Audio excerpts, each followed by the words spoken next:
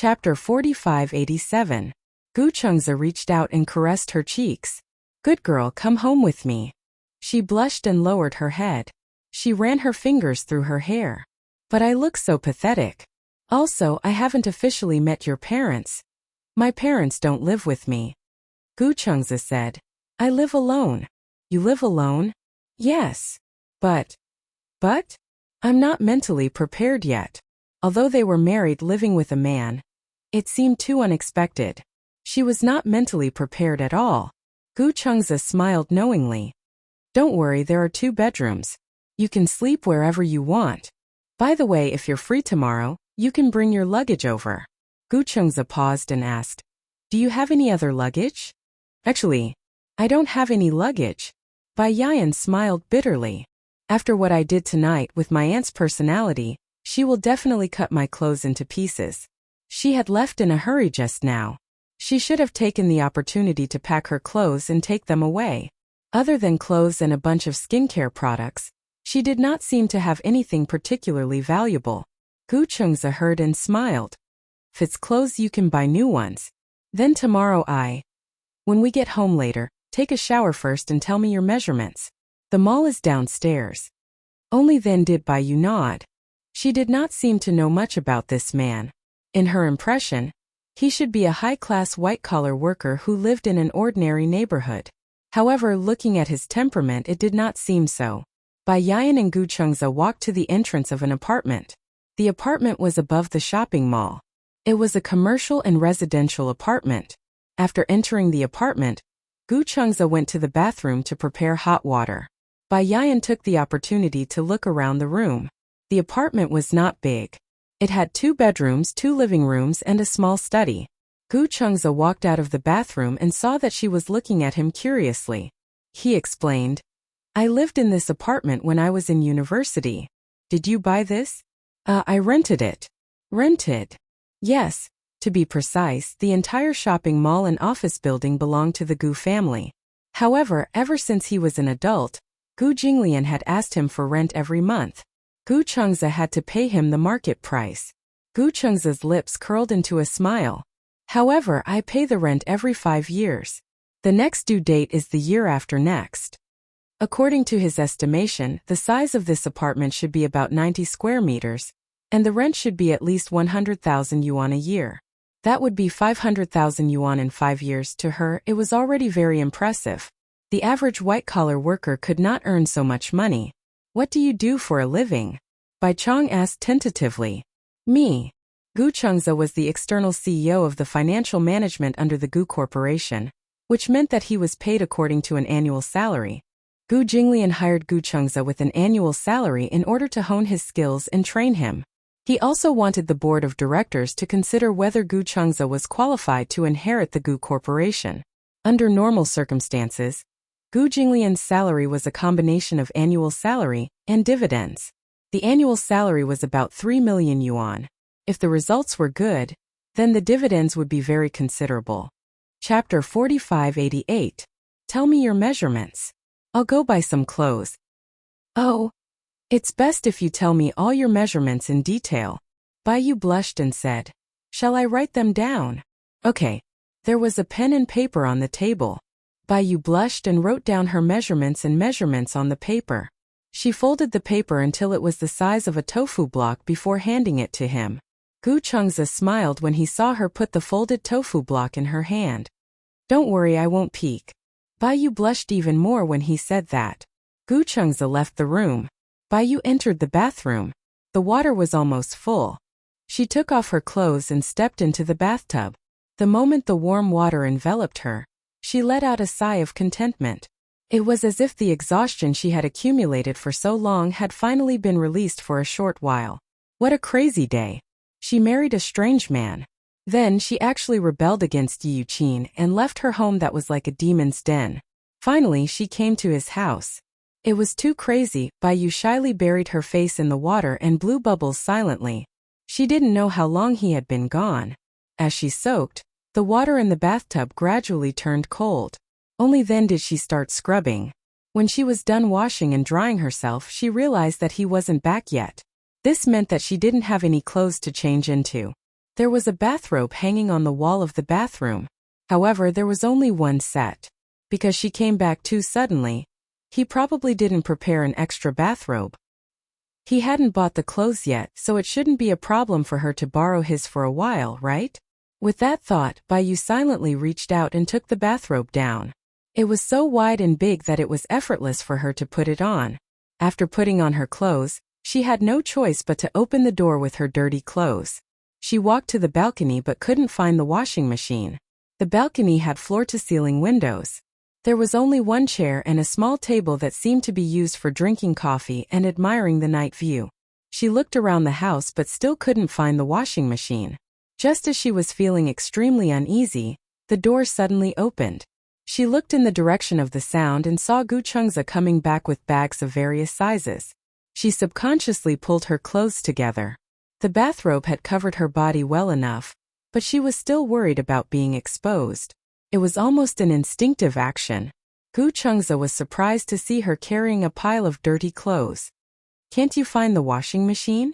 In the bathroom. I only see a row of cabinets in the bathroom. I don't see a washing machine.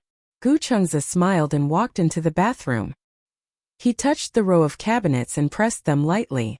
This cabinet was made to be an invisible cabinet. With the press of a button, it would open and there was a washing machine embedded inside. Bai saw that he actually hid the washing machine in such a deep place. No wonder she couldn't find it when she searched the entire house. "I'm sorry I didn't tell you earlier. I'm fine." Just as she was about to walk over, she suddenly thought of something. "There doesn't seem to be a drying rack on your balcony." "Why do you need a drying rack?" "I'm hanging the clothes." Bai didn't know whether to laugh or cry. "Otherwise, how do you dry your clothes?" "The clothes will dry as soon as they are taken out of the washing machine." "Ah, is that so?" Sounded like it was quite advanced. Chapter 4589. Gu Chengza said, "I don't like to dry clothes on the balcony. When I bought the electrical appliances, they said that this washing machine has a disinfectant belt to dry it. You just have to fold it and put it in the closet." While he was talking, Bai Ran was silently studying how the washing machine worked. So far, Yi Yuqin had been using an old-fashioned washing machine with 2 barrels. This washing machine was a little old. According to Yi Yuqin's personality, these electrical appliances were basically not replaced unless they were broken. There was no other reason why the washing machine was especially durable. The electrical appliances at home had not been replaced for a long time. Therefore, Bai Ran had only seen this washing machine before, but she did not know how to use it. Gu Chengza saw her uneasiness and guessed that she did not know how to use it. So he thoughtfully turned on the washing machine, took the clothes from Bai Ran and put them in. "Thank you. I bought you a lot of clothes including pajamas. Do you want to try them?" Bai Ran nodded. She carried the bags into the room and saw that the tags had been removed. The packaging was also the same as the shopping mall, so she could not tell what brand it was. However, just by touching the texture of the material, she could clearly feel that the material was very good. It was very comfortable and light. This price should not be cheap. She had always been wearing clothes that were very flattering. There were many street shops near the market where she used to live. The clothes sold were at least 10 yuan and at most 100 yuan. It was very affordable. The clothes that Yi Yuqin bought for her were all bought from here. Yi Yuqin was very particular. The clothes she bought for herself were more than 200 yuan, but the clothes she bought for her were at most 100 yuan. Actually, Bai Ran understood. After all, the Jiang family was not rich. It was good enough that she did not wear other people's leftovers. She felt that Yi Yuqin had adopted her out of love and responsibility. However, slowly the responsibility became heavier. After all, it was not as simple as having an extra pair of chopsticks to feed another family.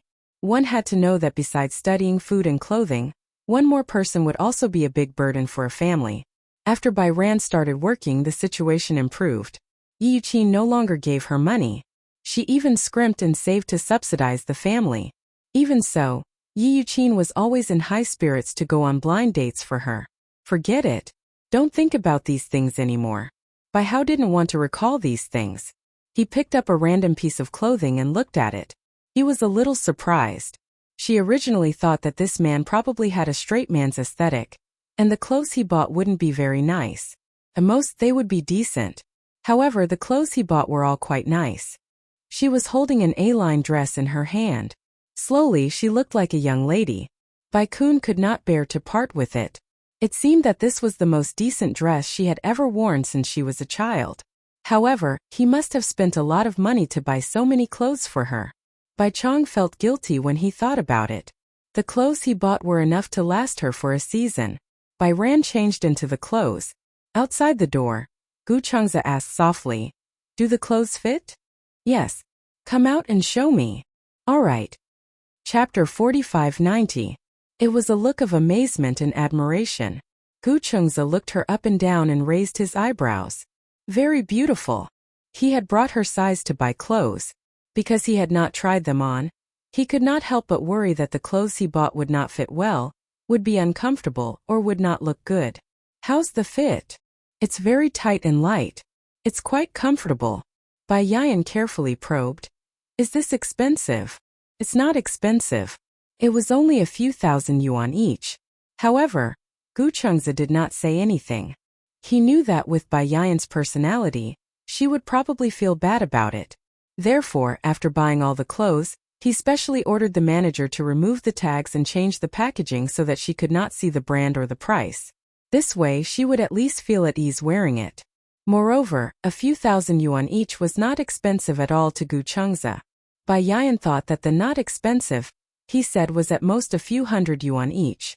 She could not help but exclaim, "A few hundred yuan can buy clothes with such good fabric. It's really affordable." Gu Chengze almost couldn't hold back his laughter. Fortunately, he did not take her to the counter this time. Otherwise, she would definitely not be willing to wear the clothes he bought for her when she saw the price tag. Bai Yan saw that his eyes were full of praise and smiled shyly. "Really? Yes, I don't lie. This dress looks really good on you." "This dress is pretty good to begin with." Gu Chengze heard this and smiled. He walked over and helped her straighten her clothes. Bai Yan only felt that once he got close, the fragrance of orchids on his body could no longer be resisted. She lowered her head slightly, not daring to let him see the blush on her face. Ever since she was young, she had never stood so intimately with anyone before. Gu Chengze helped her straighten her clothes and said, "Beautiful clothes have to be worn by the right person to show their beauty and value." The praise in his words was self-evident. Bai Yan was really a very good-looking girl. Her facial features were very gentle and delicate. There were many types of beauty.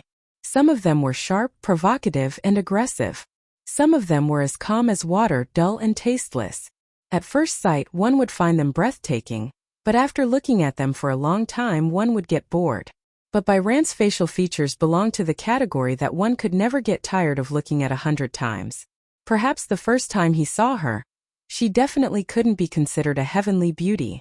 However, the more he looked at her, especially when he stared at her, the more he found her breathtaking. However, due to the environment in which she grew up, Yi Yuqin had always belittled her more than praised her, which had caused her to develop an inferiority complex. She always felt that she couldn't compare to others in any way. Gu Chengze's words seemed to hold her in his heart. "I also bought other designs. Try them on one by one, okay?" Bai Hao turned around. He suddenly recalled something and halted. "You. Why are you so nice to me?" When Gu Chengze heard this, he was stunned for a long while before he broke into laughter. He had only bought her a few pieces of clothing. At most, he spoke a little more gently, but it made her feel flattered. What kind of life had she lived in the past 10 years? She was so scared to accept his kindness to her. Gu Chengze asked disapprovingly, "Shouldn't I be nice to my wife?"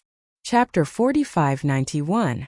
Bai Ran returned to her room and tried on the clothes that Gu Chengze bought for her one by one. Other than the A-line dress, there were also slim-fit dresses and floral dresses. She seemed to be able to pull them off very well in different styles. Other than the fact that Bai Ran was a clothes hanger, Gu Chengze had good taste too.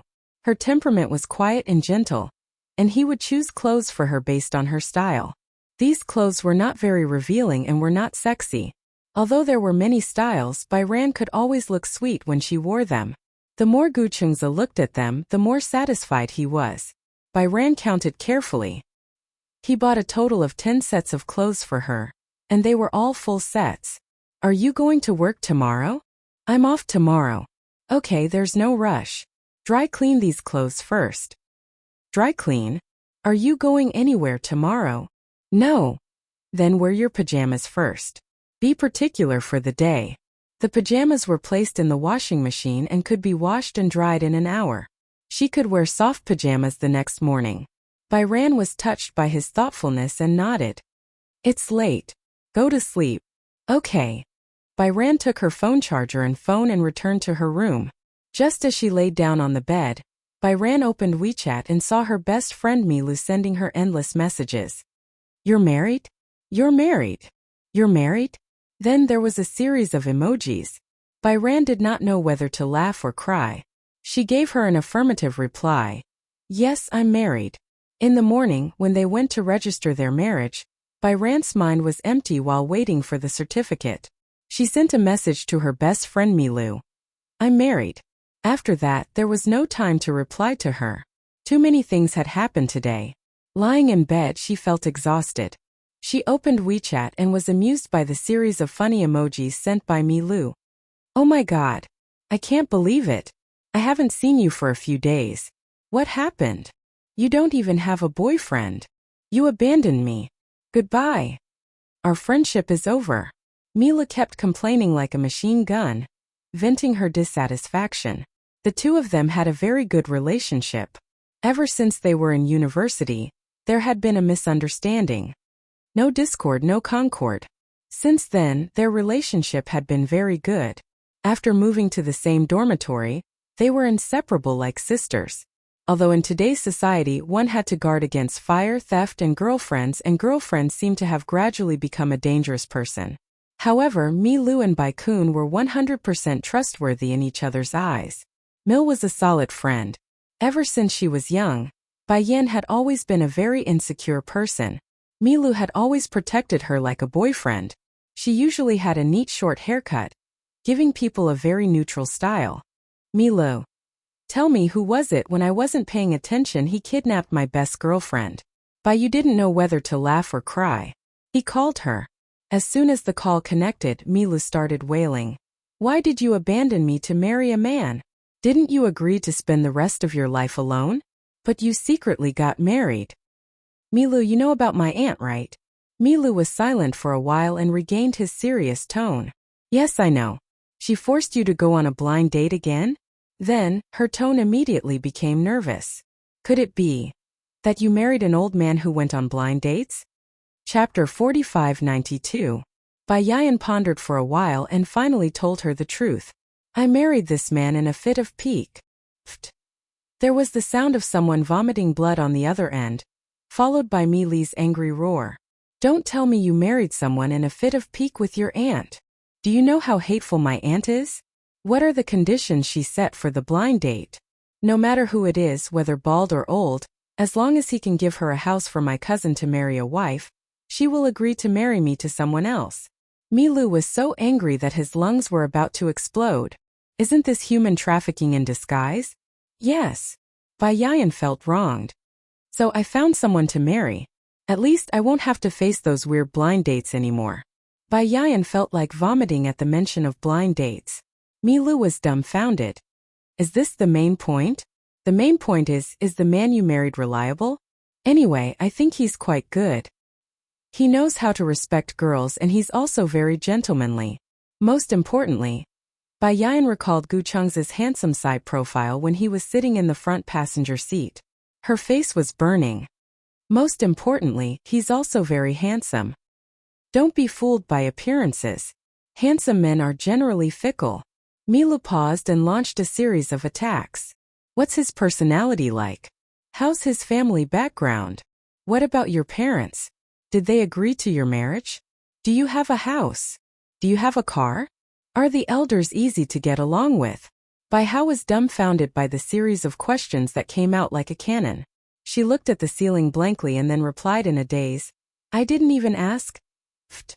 There was the sound of someone vomiting blood again. Mili's hoarse voice came through the receiver. Bayan, can you not be so decadent? No, Mila declared strongly. As your best friend, I want to meet him. Meet? Yes, At least I can rest assured if I approve it. But I'm already married. You can still get a divorce after you get married. It's just a marriage certificate. It won't bind you forever. Take advantage of the fact that both of you have just gotten married and don't have any children yet. Cut the Gordian knot. Milu asked again. You fell out with your aunt. Where are you staying now? If you don't have anywhere to go, then come to my place. I'll take care of you. I'm staying at his house. What? An hour later, Milu rushed to the door of the apartment aggressively and pressed the bell. Just as Bai Ran opened the door, she saw that Gu Chengza had already walked out of the study. When he reached the door and opened it, Milu walked in with his phone in hand. When he saw the man, he was stunned. Oh my God! She covered her face and her eyes widened. Gu Chengza's face was full of confusion. He had no idea what was going on. Frowning, he asked, Who are you looking for? Milu's aggressive stance instantly softened. He cleared his throat and lowered his head, not even daring to look at Gu Chengza directly. I'm looking for Bai Ran. Is she here? Milu. Chapter 45-93. Bai Ran. Milu entered the door awkwardly and winked at her as she walked over. You? Gu Chengza turned around and looked at Milu, who was covering his face and did not dare to look at him directly. He was slightly suspicious. Your friend? Yeah. Then have a seat. Although Gu Chengza was a little surprised that she had barged into their house so late at night, he still treated her as a guest. Bai Ran held her hand and smiled guiltily at Gu Chengza. She's looking for me for something urgent. Let's go into the room to talk. With that, the two of them pushed each other into the room. Gu Chengza stood there in a daze until the two of them entered the room. Then he shook his head helplessly. In the room, Milu shook Bai Ran's shoulder desperately. Your husband is so handsome, ah. How can he be so handsome, ah? Gu Chengza's appearance belonged to the standard idol drama style. He had fair skin, sword-like eyebrows, peach blossom eyes, and a clean temperament.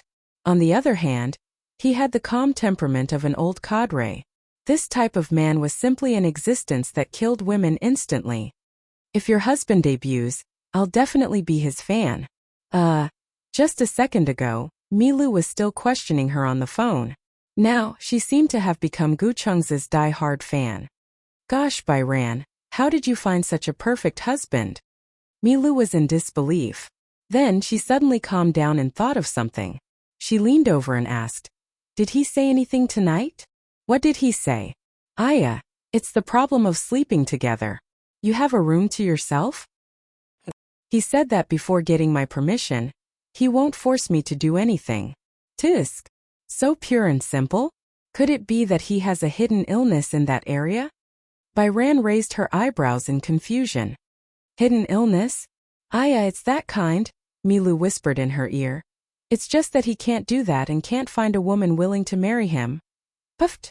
Bai Ran quickly covered her mouth and said, Don't spout nonsense. This kind of thing is quite hurtful. Otherwise, there is another possibility. Milu asked suspiciously, Could it be that his marriage to you is a marriage in name? A marriage of formality was a marriage that was only formality and had no substance. On the surface, it was a normal family consisting of a man and a woman, but in reality, the husband and wife were physically and mentally independent.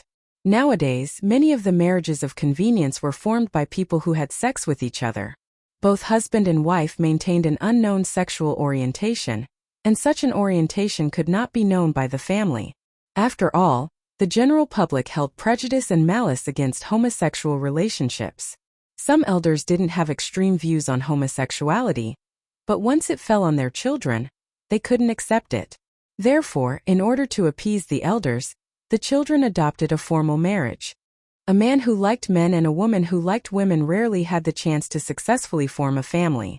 Therefore, at this time, gay men would casually find a passable woman to marry through blind dates.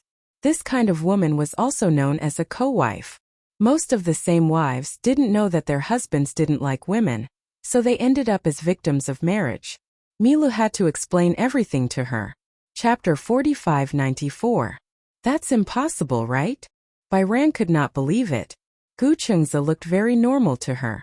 She felt that marrying her did not seem like he was using her. Milu asked carefully. Then why did he marry you? After Mili's question, Byran realized that marrying him was too rushed. She was completely clueless about everything about him.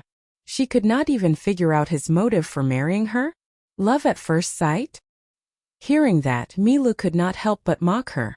Byran, wake up. With his good qualities, girls who are prettier than you will definitely throw themselves at him. Byran felt wronged. What does love at first sight have to do with being pretty? The prerequisite for love at first sight is that the first person you look at is definitely someone with good looks. Even if we don't talk about family background, in most cases, looks are also one of the criteria for matching social status.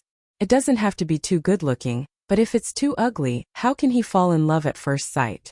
She made a lot of sense. Byran could not refute her. She lowered her head in defeat.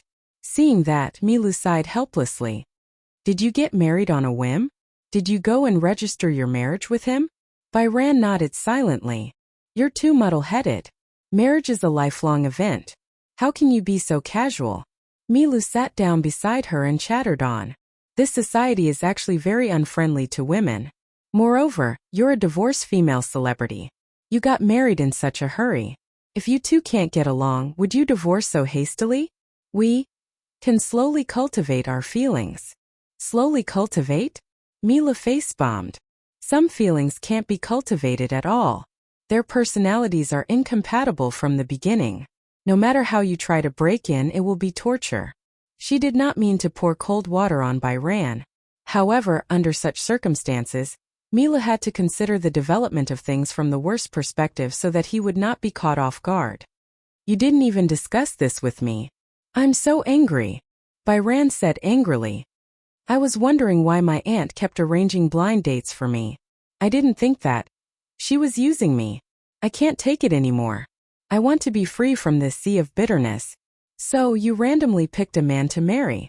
Milu raised his eyebrows. I think he's pretty good. Although he's not rich and can't be compared to those rich merchants, he respects me and treats me like a gentleman. That's enough. Milu was helpless. Bayu had always been disliked by her aunt's family, so she had an inferiority complex. However, just based on his looks alone, Gu Chengza was indeed irresistible to women. Actually, marrying him isn't necessarily a bad thing. I'm just thinking about the worst. Perhaps you two have also found true love through a freak combination of circumstances. When Bayu heard this, his eyes went blank. Is there really true love in this world? Yes. Mila vowed solemnly. True love is like wind and rain. What should come will still come. Ha ha ha ha. Bayu was amused by her serious expression. Milu, thank you for rushing over. She must be worried, right? Milu also smiled and hugged her. Who asked my Bayu to be so beautiful? I have to be on guard at all times in case she gets kidnapped. The two of them tickled each other and fell on the bed laughing. Chapter 45-95. That night, Byran slept soundly. In her sleep, she vaguely heard a little boy calling her name. Ran-er. Ran-er. In the dream she vaguely saw a car. She was sitting in the back seat. Turning around, a thin figure gradually disappeared into the distance. The shouts of Rander were also left behind by the car. Byran opened her eyes abruptly and sat up in bed. She realized that the sky was already bright. She had already forgotten what she had dreamed of, but the sound of Rander still lingered in her ears. She really couldn't remember her childhood memories clearly. She even almost forgot what her parents looked like. Time was the most powerful amnesia drug. It seemed to be able to dilute everything. She vaguely remembered that there was a boy who always liked to call her Ranner. However, she couldn't even remember what his name was or his surname. Perhaps after her parents passed away in kindergarten, she spent a long time healing herself. In the end, she realized that in order to walk out of that dark memory, she had to forget it completely. As if hypnotizing herself, Byran forced herself to forget all the memories of that period. Later on, she wanted to recall what her parents looked like, but she couldn't remember. She deliberately tried to recall and tried her best to recall, but she didn't feel much. She didn't have the courage to look at the photos again. Although the old friend had passed away, the living were still alive. But the one who lived seemed to be the one in the most pain. Because of the shock of her parents' death, her grandmother was always in a daze. She had some mental problems and was a little irritable. She didn't seem to like her that much. Her grandmother actually had some patriarchal thoughts. Without her father, she had lost her mental support. After that, her grandfather and grandmother both passed away, and Byran had to wander around for a long time. Now that she suddenly had a home, she felt so happy that she didn't know what to do. It wasn't that her expectations were too low, but that she couldn't imagine what her own happiness would be like. Byran wrapped herself in a bathrobe and went out. She found a set of home clothes folded neatly on the sofa. The sound of frying eggs came from the kitchen. Byran changed into home clothes and approached the kitchen. She saw Gu Chengze holding a frying pan and spreading the eggs evenly. Eh? You know how to cook? Hearing this, Gu Chengze turned around. Seeing that she was already awake, he smiled and said, "Morning. Morning." Byran walked into the kitchen and looked at the eggs in his pan. They were tender and white and looked very appetizing. Frying eggs was very simple, but to make them taste good was also a test of one's ability. This is the first time I've seen a man in an apron. Gu Chengze was wearing a white casual t-shirt, slender trousers and an apron, but he did not look out of place at all. Instead, it gave off a very gentle feeling. Gu Chengze laughed when he heard this. Is it that rare for a man to cook? Of course it's very strange. Did your parents teach you how to cook since you were young? Gu Chengze frowned slightly. My dad said that if a man can't cook, he won't be able to get a wife. Bai Kun was dumbfounded. What happened? My aunt said that if a girl can't even cook, she won't be able to get married. What about you? Gu Chengze looked at her. Do you know how to cook? Chapter 4596. Gu Chengze felt sorry for her. That's a pity. A pity? Bai Yu was surprised. What's a pity? Gu Chengze first placed the fried egg on the plate with familiarity, then turned to look into her eyes. They looked deeply into each other's eyes. Because you won't have the chance to cook in the future. Bai Yu's heart skipped a beat. She couldn't believe it. Do you mean that I won't have to cook after I marry you? Yes. Oh my God. How could there be such a good thing in the world? Wasn't this the same as being a little rice worm with a peace of mind? Gu Chengze said. I've been trained to cook since I was young. If you want to cook with me, I won't be able to use my skills. Gu Chengze recalled those tough times and held his forehead silently. When he was young, Gu Chengze was the type who developed later. His IQ developed. No matter what Gu Jinglian taught him, he always acted like he didn't know anything. He really didn't know anything. Gu Jinglian and Chu Ho were anxious. They really thought that Gu Chengze was the type of boy who didn't have the talent, grades, or skills. Therefore, Gu Jinglian was afraid that Gu Chengze wouldn't be able to find a wife in the future, so he developed him into a homebody. In the end, when the two of them were worried about Gu Chengze's IQ, Gu Chengze's grades skyrocketed, and he got into a key city high school. When he received the report card, Chu Ho was dumbfounded and thought that Gu Chengze had learned to cheat. Aside from his studies, Gu Chengze was a late bloomer. In terms of personality, ever since he entered junior high school, Gu Chengze seemed to have become rebellious overnight. He became rebellious and didn't like to talk to Gu Jinglian. He started to be cold. Just as Gu Jinglian was thinking about how to deal with his son's rebellious behavior, Gu Chengze became mature and steady overnight. In the end, Gu Jinglian came to a conclusion.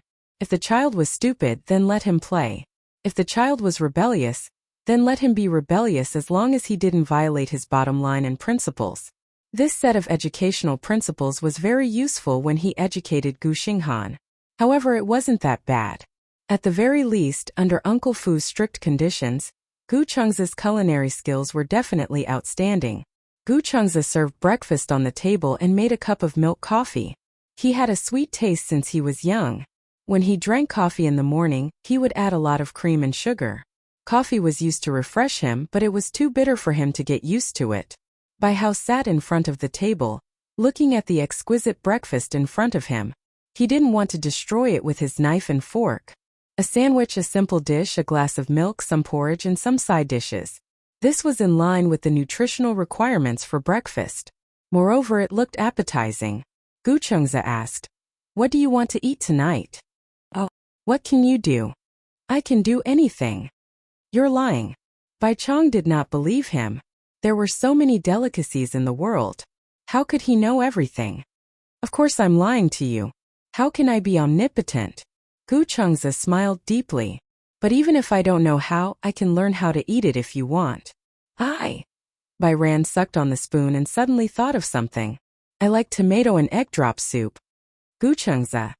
So simple. He could make this soup with his eyes closed. Your requirements are so low. Chapter 4597. She was satisfied with tomato and egg drop soup?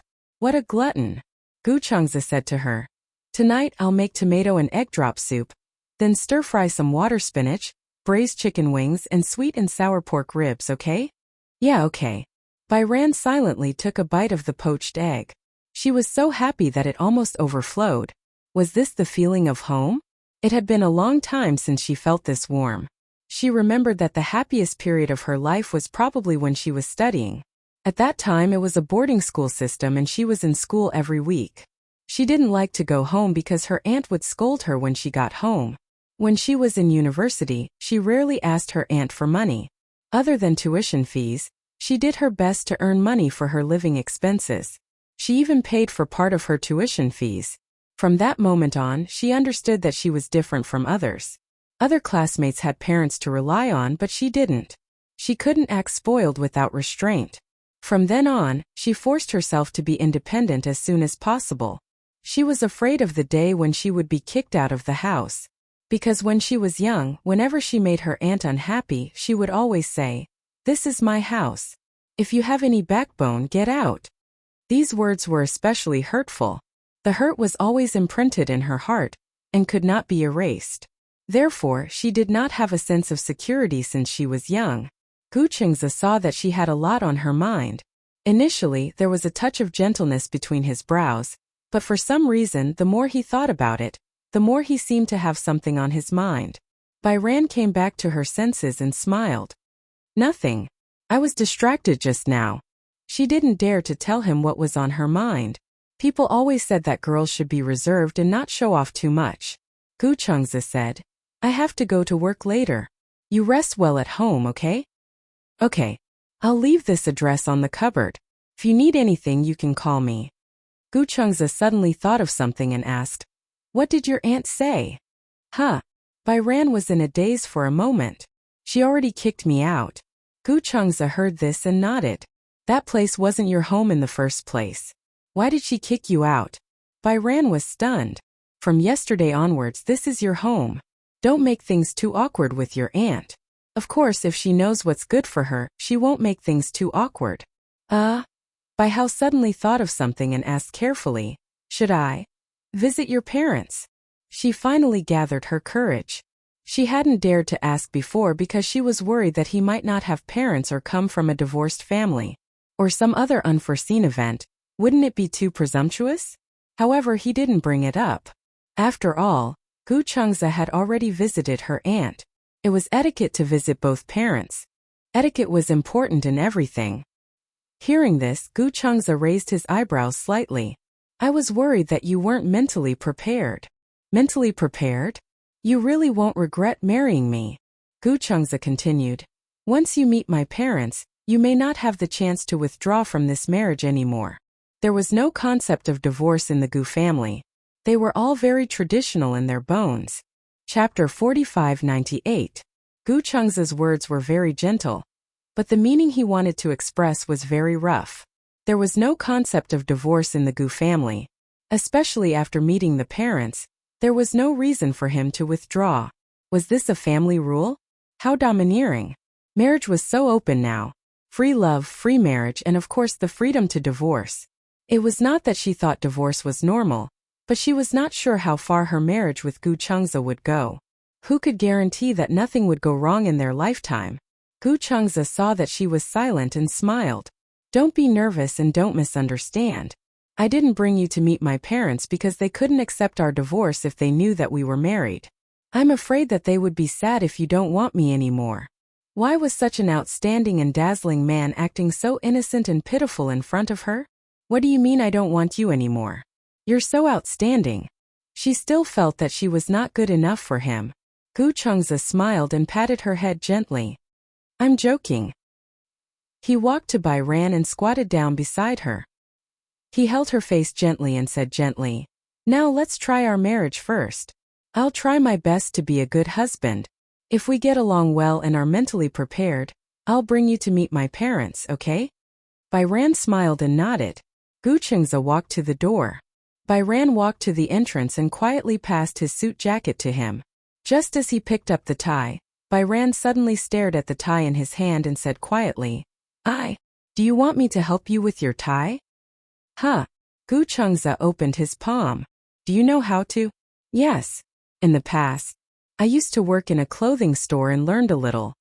Bai Yu felt that it was a very interesting thing to fight for her husband's territory. She remembered that in her psychology class, the tutor also said that this kind of behavior could improve chemistry. It was Bai Ran's first time tying a tie for a man. She was so nervous that her hands were trembling. Gu Chengze looked at her slightly trembling hands and wanted to laugh, but he held it in. He pretended to look at her casually, but he saw that she was nervous and serious about tying his tie for him. However, perhaps because she was too nervous, she made a mistake the first time. "Don't be nervous." Gu Chengze suddenly raised his hand and held her hand to tie his tie properly. "Do you know how to tie it like this?" Bai Hao chuckled in annoyance. "I used to know it. Maybe. It's been too long since I last fought, so I forgot." "Don't worry. You'll be good at tying my tie every morning." When he said this, Bai Yu's face turned even redder, as if she had been dyed with high-quality rouge. The more Gu Chengze looked at her, the more he liked her. He couldn't help but lower his head and peck her cheek lightly. "I'm going to work." Bai Hao lowered his head and said timidly, "Be careful on the road." "Yes." Gu Chengze smiled at her and left. For some reason, this devilish smile made Bai Kun a little absent-minded. She stood at the door in a daze for a long time. It was only when she saw Gu Chengze enter the elevator that she came back to her senses and closed the door. With her back against the door, she was still in a daze. This kind of life had only existed in her imagination. She had never imagined that it would become reality. He had a home. Chapter 45-99.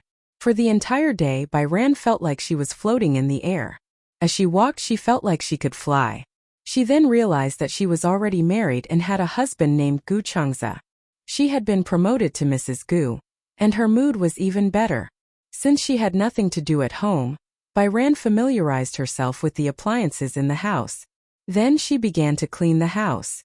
The house was not big, but she had to clean it every day to keep it clean. Especially when the windows were open, dust would accumulate in the corners if they were not cleaned for a day. She spent the whole morning cleaning the house. In the afternoon, the nanny came with the groceries. When she saw that the house was clean, she was so shocked that she thought she had entered the wrong house. Could not be. She did not enter the wrong house.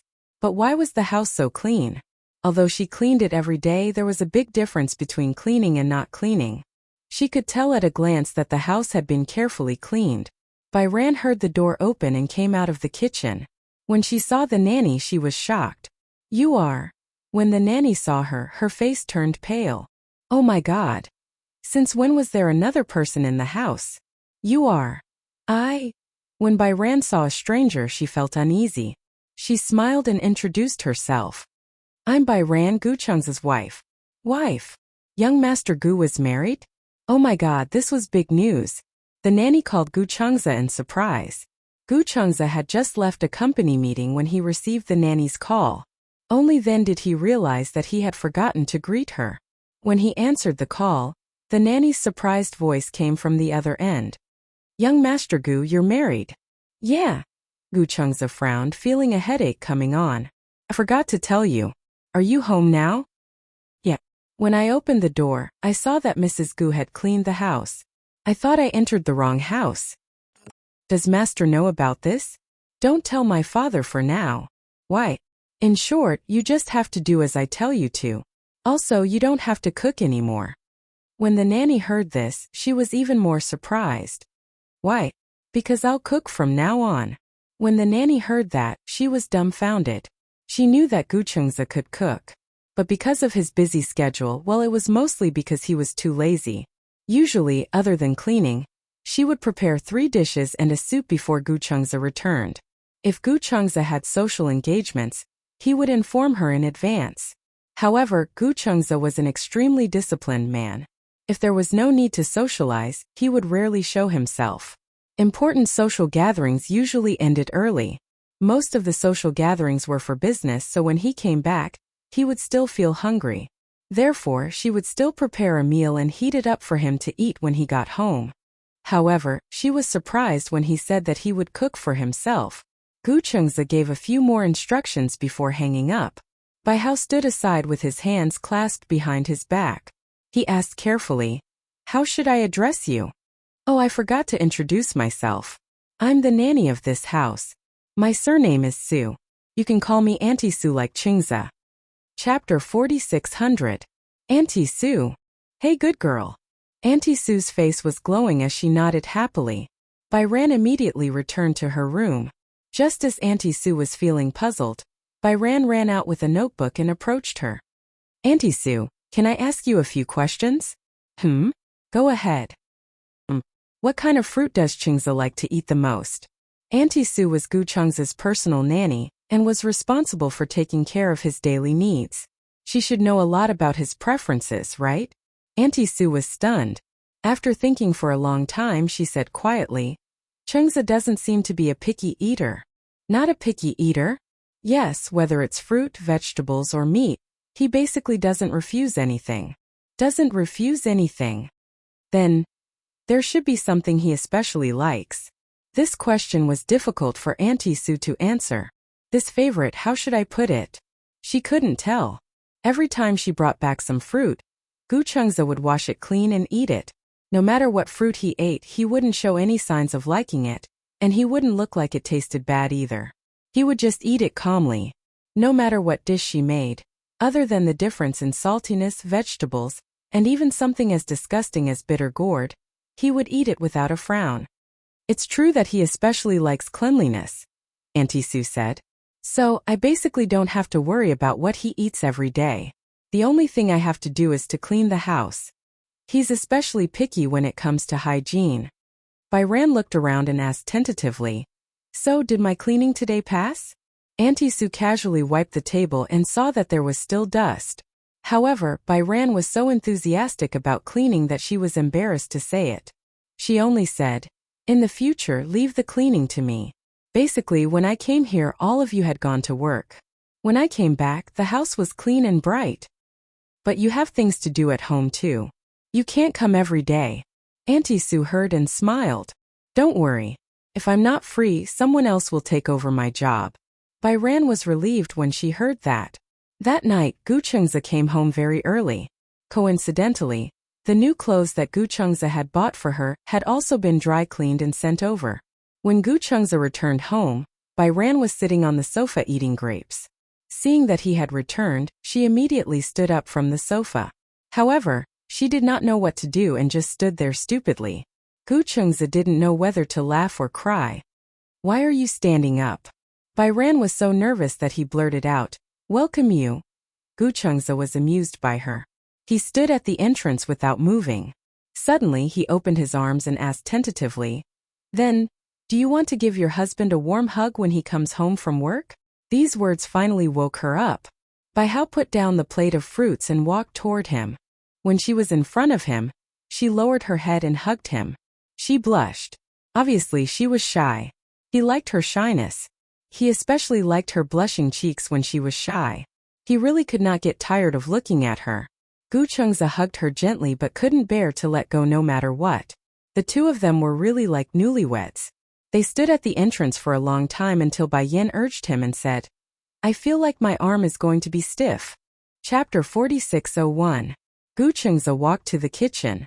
In the afternoon, he had asked Auntie Su to buy tomatoes and eggs. These were the main ingredients because Bai Ran specifically mentioned that she liked them.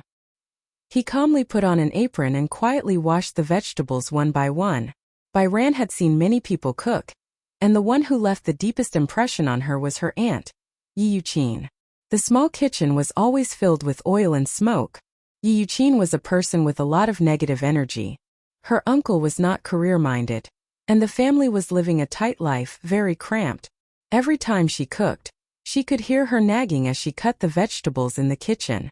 She was either complaining that her uncle's salary was not enough to cover the expenses, or complaining about how much money her neighbor had lost playing mahjong. That endless nagging, coupled with the sound of cutting vegetables, always made people feel inexplicably irritated. However, watching Gu Chengze cook was a kind of enjoyment. Every movement of his was so graceful and free, giving off a feeling of carelessness. Although his movements were neither fast nor slow, they were methodical. Even when he was cutting vegetables, his back was still very straight. One could not help but wonder if he was from the military. Otherwise, how could he have such good manners? Gu Chengze could still care about her as he cut the vegetables. Why are you standing at the door? Not watching TV? Watching and learning. Bai Ran smiled and refused to leave.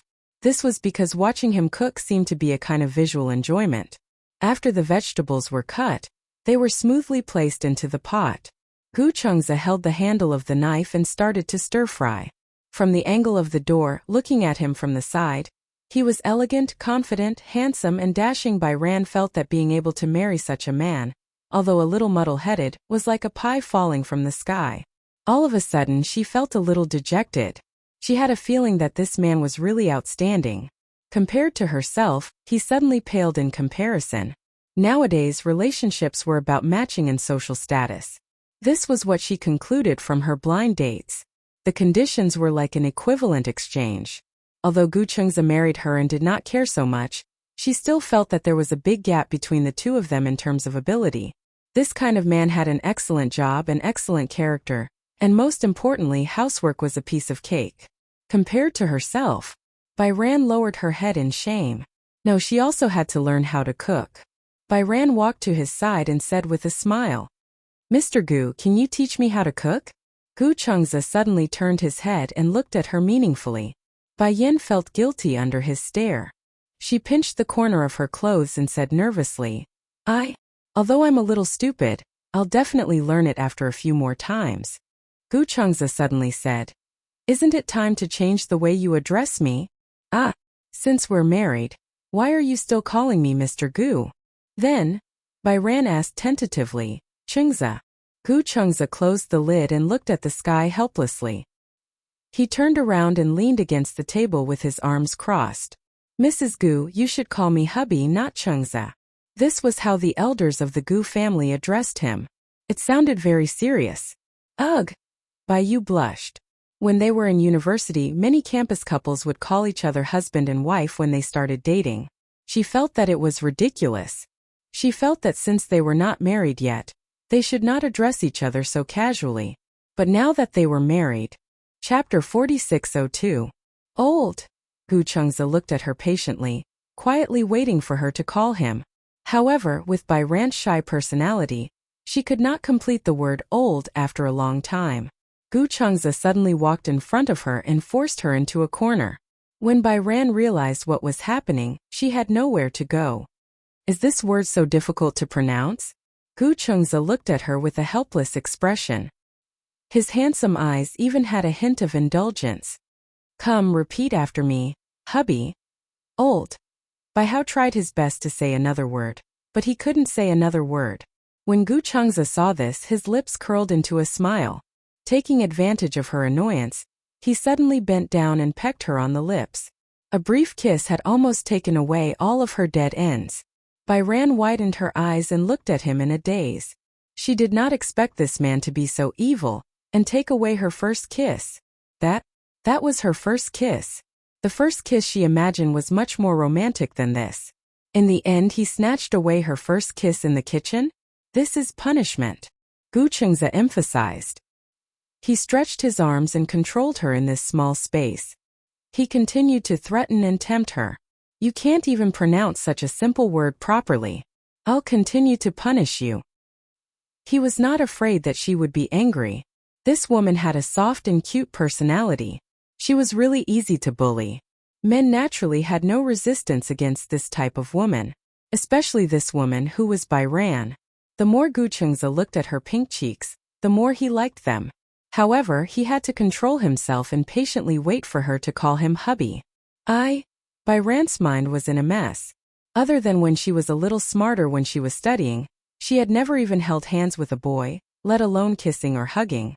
This man seemed to have taken care of many of her firsts. Why, you still don't know how? Gu Chengze pondered for a moment. Or are you looking forward to my punishment? No. Bai Ran's face turned even redder, as if blood could drip out. I'm not used to it yet. Everything else can be discussed. This is the principle. There's no room for discussion. In other respects, he would not force her. However, since they were already married, if this stupid woman continued to call him Mr. Gu or Chengze, he would not know whether to laugh or cry. Good girl, call me hubby. He continued to guide her patiently.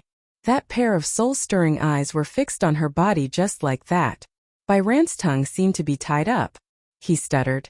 I for a long time, but he still couldn't force out the two words that Gu Chengze wanted to hear. Gu Chengze lowered his head again and kissed her unexpectedly. Bai Ran was so angry that she laughed and could not help but punch him.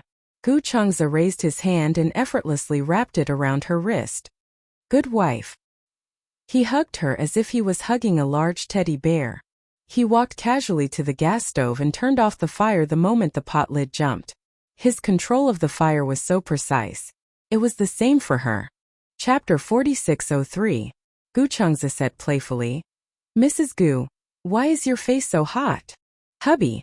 While he was still talking, Bai Ran quickly called out the two words. Then she broke free from him and ran out of the kitchen. Gu Chengze froze on the spot until he realized that this little girl had called him hubby when he wasn't paying attention. He couldn't help but laugh. Why was she so easily embarrassed? She was just like when she was young. Gu Chengze touched the corner of his mouth gently. He still wanted more from kissing her just now. He gently pinched the lid and opened it. The aroma wafted out. Gu Chengze smiled satisfactorily and served the sweet and sour pork ribs. Bai Ran didn't know how she finished her dinner. The tomato egg soup she was looking forward to seemed tasteless. Her mind was filled with the image of Gu Chengze kissing her. That was her first kiss. However, in her mind, her other self seemed to be saying, isn't keeping your first kiss for your hubby? However, the total number of days she had known Gu Chengze was less than a week. It was inevitable that she was caught off guard by how fast things were progressing. Gu Chengze saw that she was in a daze and was a little nervous. Is it not good? No. Bai Ran immediately came back to her senses. It's very good. Gu Chengze heaved a sigh of relief. He was actually very confident in his cooking, but he was especially concerned about her opinion. If she said it was not good, then it would be meaningless no matter how good other people said it was. Gu Chengze asked, what time are you going to work tomorrow? Oh. After he reminded her, Bai Ran remembered that the design draft she had to hand in tomorrow was not ready yet. What's wrong? I didn't do my homework. Homework? Gu Chengze almost laughed. You still have to do homework when you're working? Yeah, the design draft is homework. Forgot. Too many things had happened recently. So much so that she almost forgot about work. Do you have to do it? Tomorrow. Yeah, I have to do it. My supervisor is very strict, especially. I'm new. If I don't work hard, I'll be criticized. Bai Ran paused and said, it's okay. It's very simple. I can design it tonight. Gu Chengze returned to the previous topic. What time are you going to work tomorrow? Yeah, we all go to work at 9:30. I'll send you to the company. No need. It's convenient for me to take the subway. Gu Chengze said. I'm worried. Just as well. I'll send you to your company and get your company's address. Moreover, as a husband, it's his duty to send his wife to work. Unable to dissuade him, Bai Ran could only bite the bullet and say, thank you. If you drive me, will you be late for work? I won't. Then I'll wake up earlier tomorrow. Gu Chengze's heart ached a little. Didn't you have to rush out the design drafts today? Shouldn't you sleep early? We'll make it in time, don't worry. After dinner, Bai Ran offered to wash the dishes, but Gu Chengze couldn't bear to do that. He chased her back to her room and told her to finish the design draft as soon as possible. Bai Kong returned to the room. The theme this time is The Wedding of Dreams. The company was collaborating with a bridal gown company to design a new bridal gown. Chapter 4604. The wedding of her dreams. For some reason, Bayan suddenly imagined the scene of her and Gu Cheng's wedding. She blushed and lowered her head. She suddenly had an inspiration. First she made a draft on paper, then scanned it into the computer. She used the tablet to add the details. A digital tablet was probably the most valuable possession a person had in their 20 years of life. Back when she was learning to draw and design, a digital tablet was a luxury to her. Yi Yuqin did not have much spare money. She raised a son and would never buy anything for her. She lived frugally and worked part-time. Finally, she became the last student in the design department to own a tablet. Even though the digital tablet she bought at that time was a little outdated now, she still loved it so much that she couldn't put it down and had been carefully protecting it. Her drawing skills were especially solid. Many people needed to make a very detailed draft before they could use the tablet. If she had the leisure to do so, she could have just used a digital tablet to do it.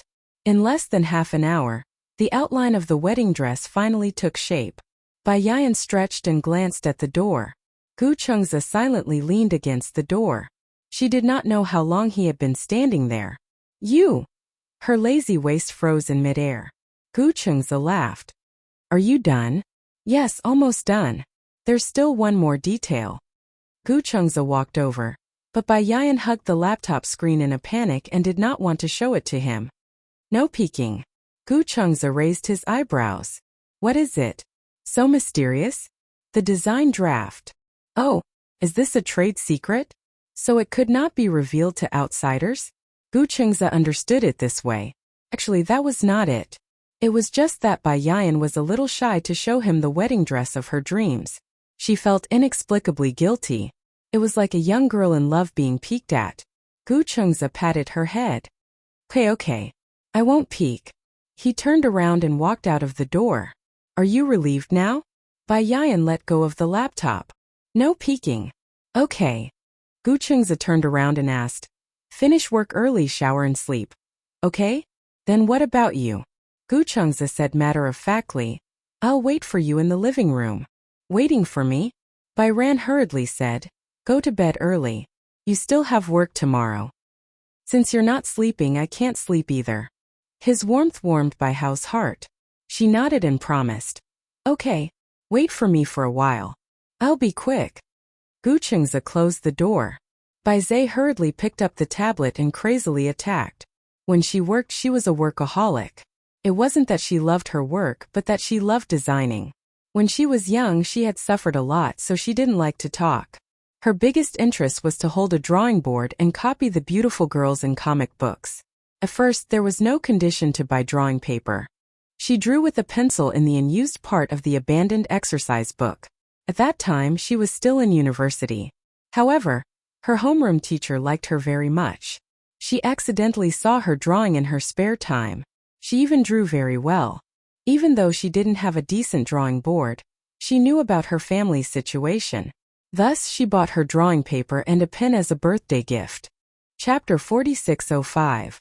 Perhaps because someone was waiting for her, Bayan was even more efficient. She finished all the details in no time. This design draft had been brewing in her mind for a long time.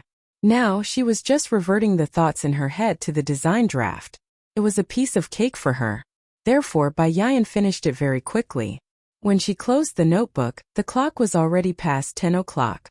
It was already so late. Bayan walked out of the room in annoyance. However, she saw Gu Chengza sitting on the sofa, still waiting for her silently. She felt especially embarrassed. Bayan walked over guiltily. Gu Chengza heard her footsteps and looked up. When he saw her, he smiled. Are you done? Yeah. Then do you want to shower first or should I, or? Gu Chengza said meaningfully. Let's shower together. Shower together. These 3 words made Bayan's face turn red like a crab in a steamer. You shower first. Yeah. Gu Chengza was a little disappointed. There's such a big bathtub at home. Can't we shower together? You shower first. Bayan couldn't think of anything else to say. Gu Chengza stopped teasing her and patted her head. Then I'll go shower first. Bayan walked stiffly to the sofa and sat down. She picked up the remote control and wanted to turn on the television. However, she didn't want to watch the television at all. Instead, Her mind was filled with Gu Cheng's ambiguous words. Ah, so shy. She covered her face in annoyance when she recalled how he had asked her to call him hubby, word by word in the kitchen, and kissed her as punishment. Half an hour later, Gu Chengza walked out of the bathroom and saw Bai Yayan still holding the remote control. Her thumb was aimlessly pressing buttons. However, the remote control was upside down and the television wasn't turned on. He didn't know whether to laugh or cry. He crossed his arms and said, "Your turn." Bai Yayan lowered her head and stood up. She walked in the direction of the bathroom. Gu Cheng's body moved slightly. She only paid attention to the path under her feet and didn't look up at all. She bumped into his chest. Ugh! She pretended to be in pain and touched her forehead. When she looked up, she saw Gu Chengza looking at her with a smile. "Something on your mind?" No. Bai Ran didn't dare to look him in the eye, especially when Gu Chengza was wearing a bathrobe that revealed half of his well-defined chest. She didn't dare to look at him directly. She covered her eyes and went into the bathroom. Just as she closed the door, Gu Chengza turned sideways and asked, "Did you bring a towel and a set of clothes?" Patter. The door opened again, and Bai Yun came out with her eyes closed. She took a change of clothes and a towel from the drying rack and went back into the bathroom. "She's so stupid and shy, but she's so cute." Gu Chengza shook his head.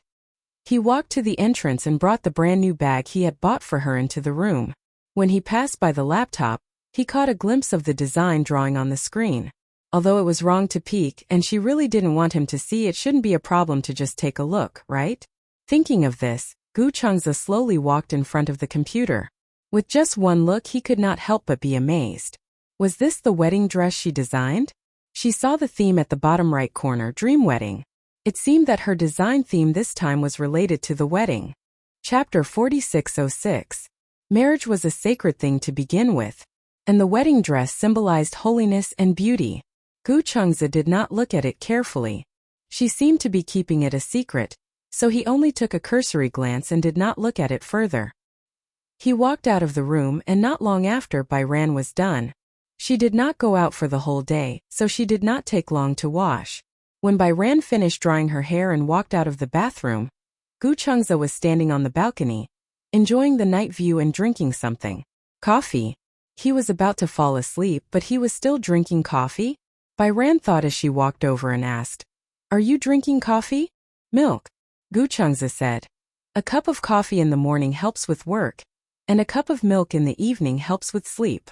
His habit was to have a cup of coffee in the morning and a cup of milk in the evening. It was essential. When Bai Ran heard this, she could not help but burst out laughing. "What's wrong? Then do you add wolfberry to your cola?" Gu Chengza heard this and did not react for a moment. "Why wolfberry?" "To nourish my health." Gu Chengza finally understood what she was trying to say. Bai Ran said quietly, "You're too nourishing. You're so young, but you're living such a nourishing life. The people I know who are as old as you are, this is the beginning of the nightlife. Right now, I'm afraid they're drinking beer on a bar street." Gu Chengza could not help but protest. "I'm the same age as you." "The same age? Huh? Didn't you see the date on the marriage certificate?" Bai Ran looked confused. "I was so focused on the photo that I forgot to look at the date. You don't even care about your husband's birthday." Bai Ran was still in disbelief. "Are you the same age as me?" Gu Chengza could not help but feel sad at her suspicion. "Do I look old?" "Not really." Bai Ran leaned against the window and said quietly, "Don't they say that men mature later than women? You look too mature. I'm not talking about your looks. I'm talking about your temperament and the way you conduct yourself. You always give people the feeling that you're old." "Acting like an old man?" Gu Chengza's gaze could not help but drift away. He was brought up by Gu Jinglian. Gu Jinglian always spoke like an old man, and as he followed him, the way he spoke gradually became more mature. Maybe it's because of Dad's influence. "Is your father very mature?" "No." "Oh." Gu Chengza replied in all seriousness. "He's already very old." Bai Zhe was speechless. Far away in the Gu family's residence, Gu Jinglian was practicing calligraphy when he suddenly sneezed violently. The last stroke was suddenly crooked, ruining the entire painting. Why did he sneeze for no reason? Was someone talking bad about him behind his back? You should be the same age as me this year. How old is your father? Around 40. What about 40-something? I don't remember the details. Gu Chengze often forgot his own birthday. Bai Ran suddenly became curious. What kind of person is your father? At the mention of Gu Jinglian, Gu Chengze suddenly looked disgusted. He's a very fierce person. Fierce. The image of a middle-aged version of Gu Chengze baring his fangs and brandishing his claws instantly appeared in Bai Ran's mind. Chapter 4607. Then, Bai Ran was even more curious now. Does your father look like you? Is he as good-looking as you? Gu Chengze thought for a while and suddenly looked a little uneasy. Bai Ran saw this and was a little surprised. What's wrong? I feel like I'm the least attractive one in my family. Pfft. Bai Ran almost spat out a mouthful of blood. She was really agitated. Oh my God. In her eyes, Gu Chengze was already one of the most handsome men in the world. At least, she had never seen a man more handsome than Gu Chengze since she was young, including on television. Yet, Gu Chengze said that his looks were the worst in the Gu family. You mean you're the ugliest in your family? No. Gu Chengze crossed his arms. My brother is not as handsome as me. He's below me. The brother he was talking about was Gu Linshi. However, this point was debatable. At home, Chu Ho thought that Gu Linshi was more handsome than Gu Chengze. But Gu Chengze thought that he was more handsome than Gu Linshi. Bai Ran was very curious about his family. It's late. Go to bed early. Gu Chengze finished his milk and urged her to go back to her room to rest. The next day, Bai Ran had the habit of waking up early. After brushing her teeth, she realized that there was an elliptical machine on the balcony. The elliptical machine was used for fitness. It was a type of aerobic exercise. Among all the fitness machines, the elliptical machine was the one that caused the least damage to the knees. She did some preparatory exercises and exercised on the elliptical machine for a while. Early in the morning, exercise was the beginning of a day full of energy. Bai Ran had the habit of running in the morning. However, with the elliptical machine, she could finish her morning exercise on the balcony. Gu Chengze woke up later than her. After washing up, he sent her to the office. Bai Ran opened the door and was about to rush in when Gu Chengze suddenly called out to her. Wait. Bai Ran turned around in confusion. She did not know what he wanted to say. What's the matter? I'm going to be late. Come here. He hooked his finger at her. Bai Ran walked over curiously. Gu Chengze suddenly reached out and hugged the back of her neck. Don't you have anything to say to me? Bai Ran took a long time to react before she muttered. Hubby, I'm going to work. And? What else? Bai Hao looked confused. Gu Chengze reached out his finger and lightly poked his own face as a reminder. Bai Ran finally reacted. After hesitating for a long time, Gu Chengze couldn't help but say, if you delay any longer, you will be late. Oh. Bai Yu leaned over and kissed him gently on the cheek. Then he turned around and ran away. Hearing this, Gu Chengze smiled and drove away in his phaeton. A few colleagues who were standing at the entrance of the company witnessed everything. They saw Bai Ran getting out of a phaeton and kissing the man again. The two of them seemed to be very intimate. What was the relationship between the two of them? All of a sudden, speculations about whether Bai Ran was in a relationship quickly spread throughout the morning meeting. Ever since Bai Ran entered the company, he had gained some fame. Other than being one of the best among the newcomers, her strength and design skills were outstanding, and because of her extraordinary temperament and appearance, she had attracted the attention of many male colleagues. Chapter 4608. All the male colleagues in the department believed her words. It was understandable that a student who had just graduated had not experienced the first awakening of love. Moreover, Bai Ran looked like an innocent little girl. Everyone secretly expressed their goodwill and waited for Bai Ran to change her mind. In the end, the news from this morning's meeting shocked many of the male compatriots who were secretly in love with Bai Ran. They all went to Bai Ran to verify it. Finally, Bai Ran could not resist the questions and said to her colleagues, I'm married.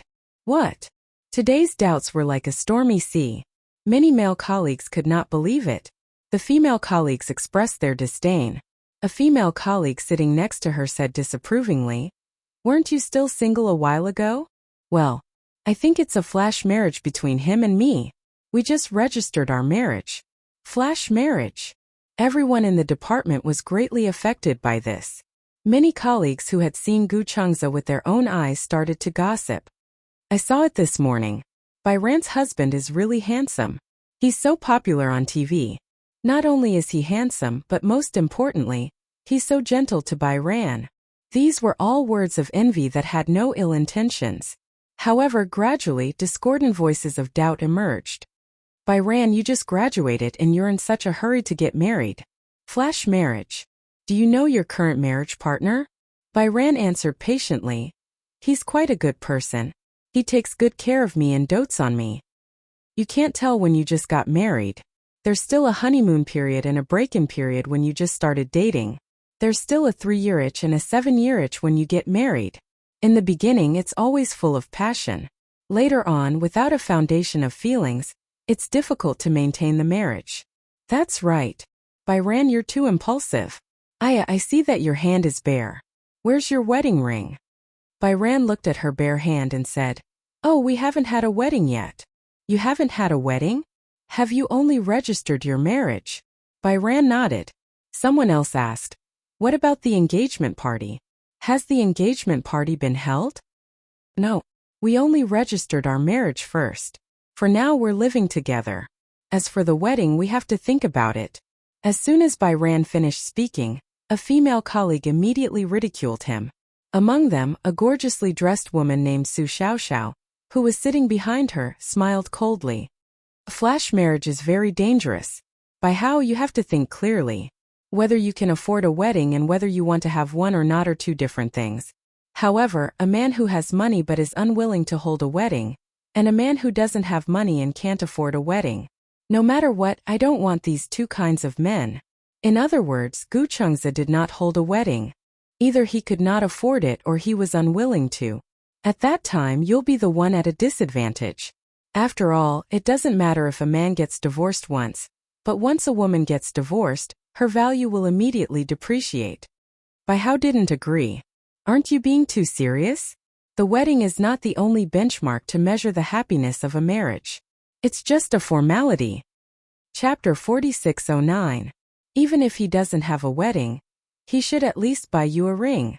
A few female colleagues came over in confusion. Bai Ran, did you meet a marriage scammer? What does your husband do? Bai Ran replied, He's just an ordinary white-collar worker. An ordinary white-collar worker. One of the male colleagues who had studied cars disagreed. Impossible. Can an ordinary white-collar worker afford a phaeton? A phaeton? Many of the female colleagues in the office had never heard of this car. The male colleagues were different. Many men liked to study cars, but women's understanding of cars was limited. Just like how men only knew Chanel Gucci but rarely Radish, women only knew Porsche and Mercedes-Benz but did not know what a phaeton was. Bai Ran was also at a loss. A phaeton? Yes, a phaeton is a high-end car under Volkswagen. I'm not afraid of Mercedes-Benz and Land Rover, but I'm afraid of Volkswagen. TSK. Many of the female colleagues secretly pouted. They thought it was a powerful car, but it turned out to be a Volkswagen brand. For them, most of Volkswagen's cars were taxis, so they had a cheap impression of Volkswagen. Su Xiaoxiao did not know much about cars and could not help but ask, Aren't Volkswagen's cars very low class? Even if a phaeton is a high-end car under Volkswagen, it can't compare to a BMW or Mercedes-Benz. The male colleague immediately said, Ha! A phaeton is really not comparable to an ordinary BMW or Mercedes-Benz. The female colleagues immediately jeered in disbelief. Mercedes-Benz. How can a Volkswagen compare to a Mercedes-Benz? You women say that we men don't know about lipstick, but you know more about cars than we do. A phaeton's top model costs more than 2.5 million and a phaeton costs 2.7 million. The W12's engine is 6.0T. If I drive this car for a month, my monthly salary won't be enough to pay for the gas. When I went to a class reunion, one of my seniors said that he once drove a phaeton like a Passat, and he lost hundreds of thousands because of a bumper. A Volkswagen of 2.7 million. This was an eye-opener for many people. Many men were very surprised. They only knew that Phaeton was a high-end brand under the Volkswagen brand, but they did not know that the top-of-the-line model was so expensive. Bai Ran was also stunned when she heard this. In her impression, Gu Chengze was just an ordinary office worker. When he drove a Volkswagen, she also thought that it would cost at most a few $100,000. She did not expect his car to be so expensive. Speaking of which, the interior of this car was also very luxurious. Thinking about it this way, it was very reasonable. However, it was true that Gu Chengze had never mentioned his family background to her, and she didn't pay much attention to it either. Bai Yan, is that true? Is the Phaeton that you're selling really popular?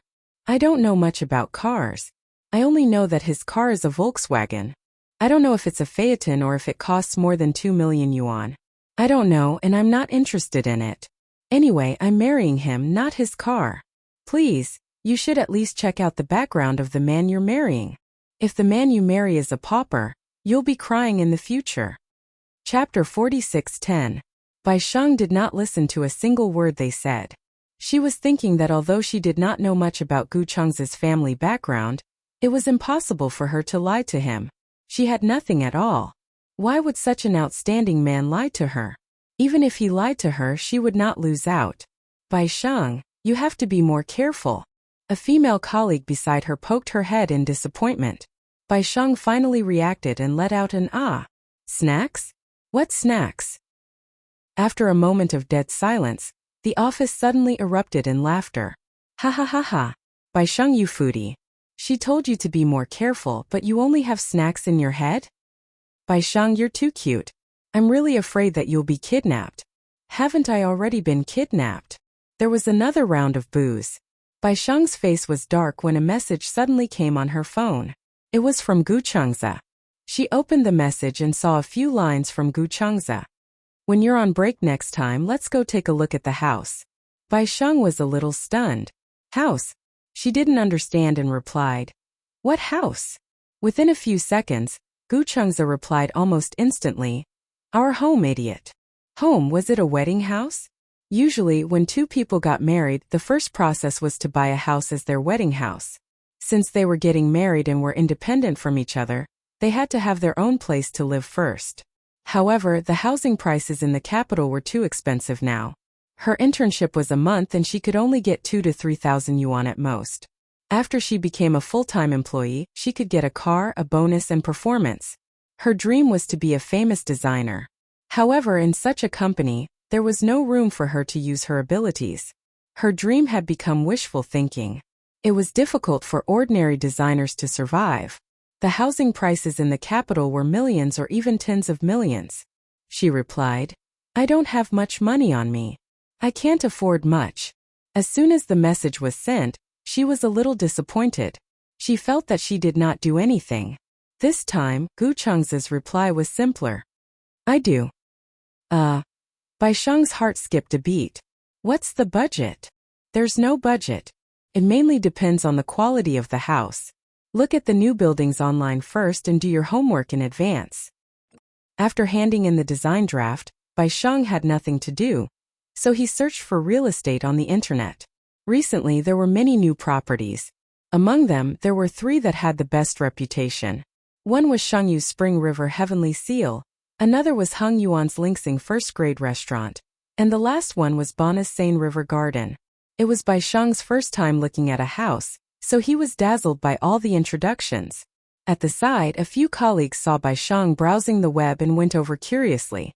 They saw that she was actually looking at houses. Bai Sheng, are you planning to buy a house?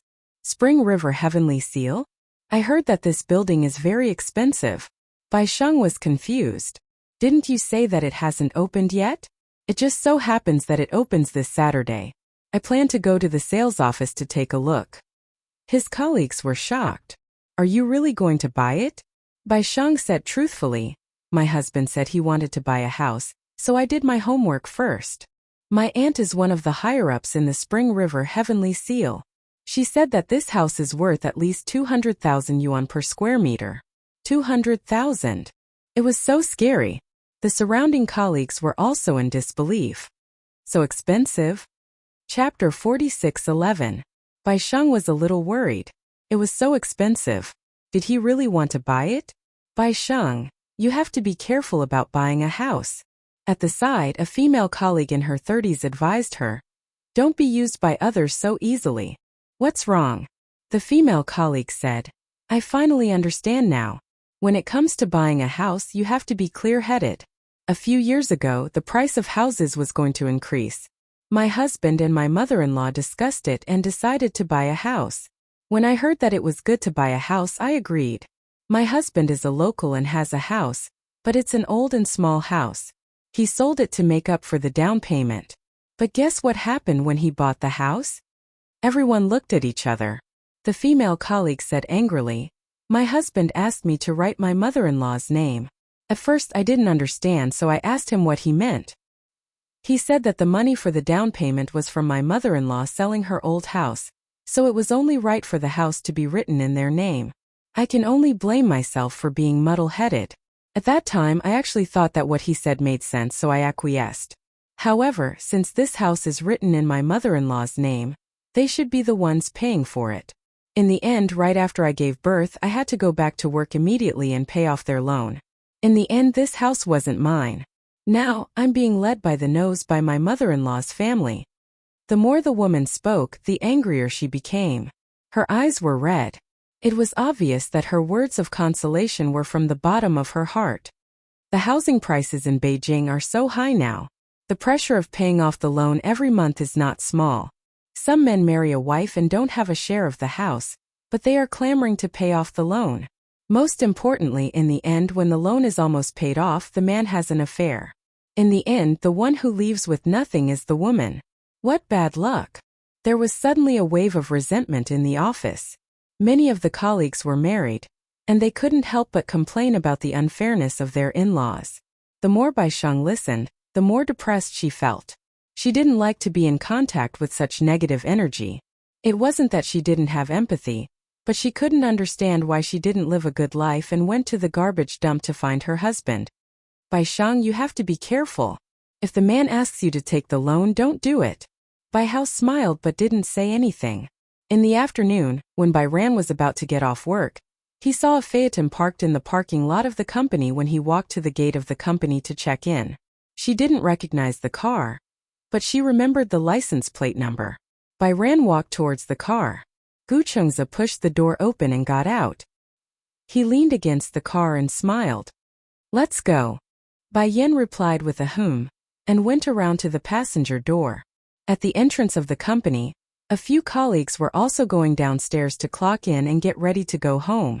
When they saw Bai Ran get into a car, and when they saw Gu Chengzi get into the same car as her, they felt terrible. That man is so handsome. That's Bai Ran's husband. It's really a Phaeton. This man's family owns a mine. Did you see the license plate of his car? Beijing A66666. This license plate is even more expensive than this car. A female colleague sneered. Ha! I think her husband might be a chauffeur. He's the chauffeur of a big boss, driving his boss's car out for a grand occasion. Chapter 46:12. That's right. It's very likely that he's from a car rental company. Didn't Bai Sheng say that her husband is an ordinary white-collar worker? This car has a company license plate, and it's so good. It's either a fake license plate or a boss car.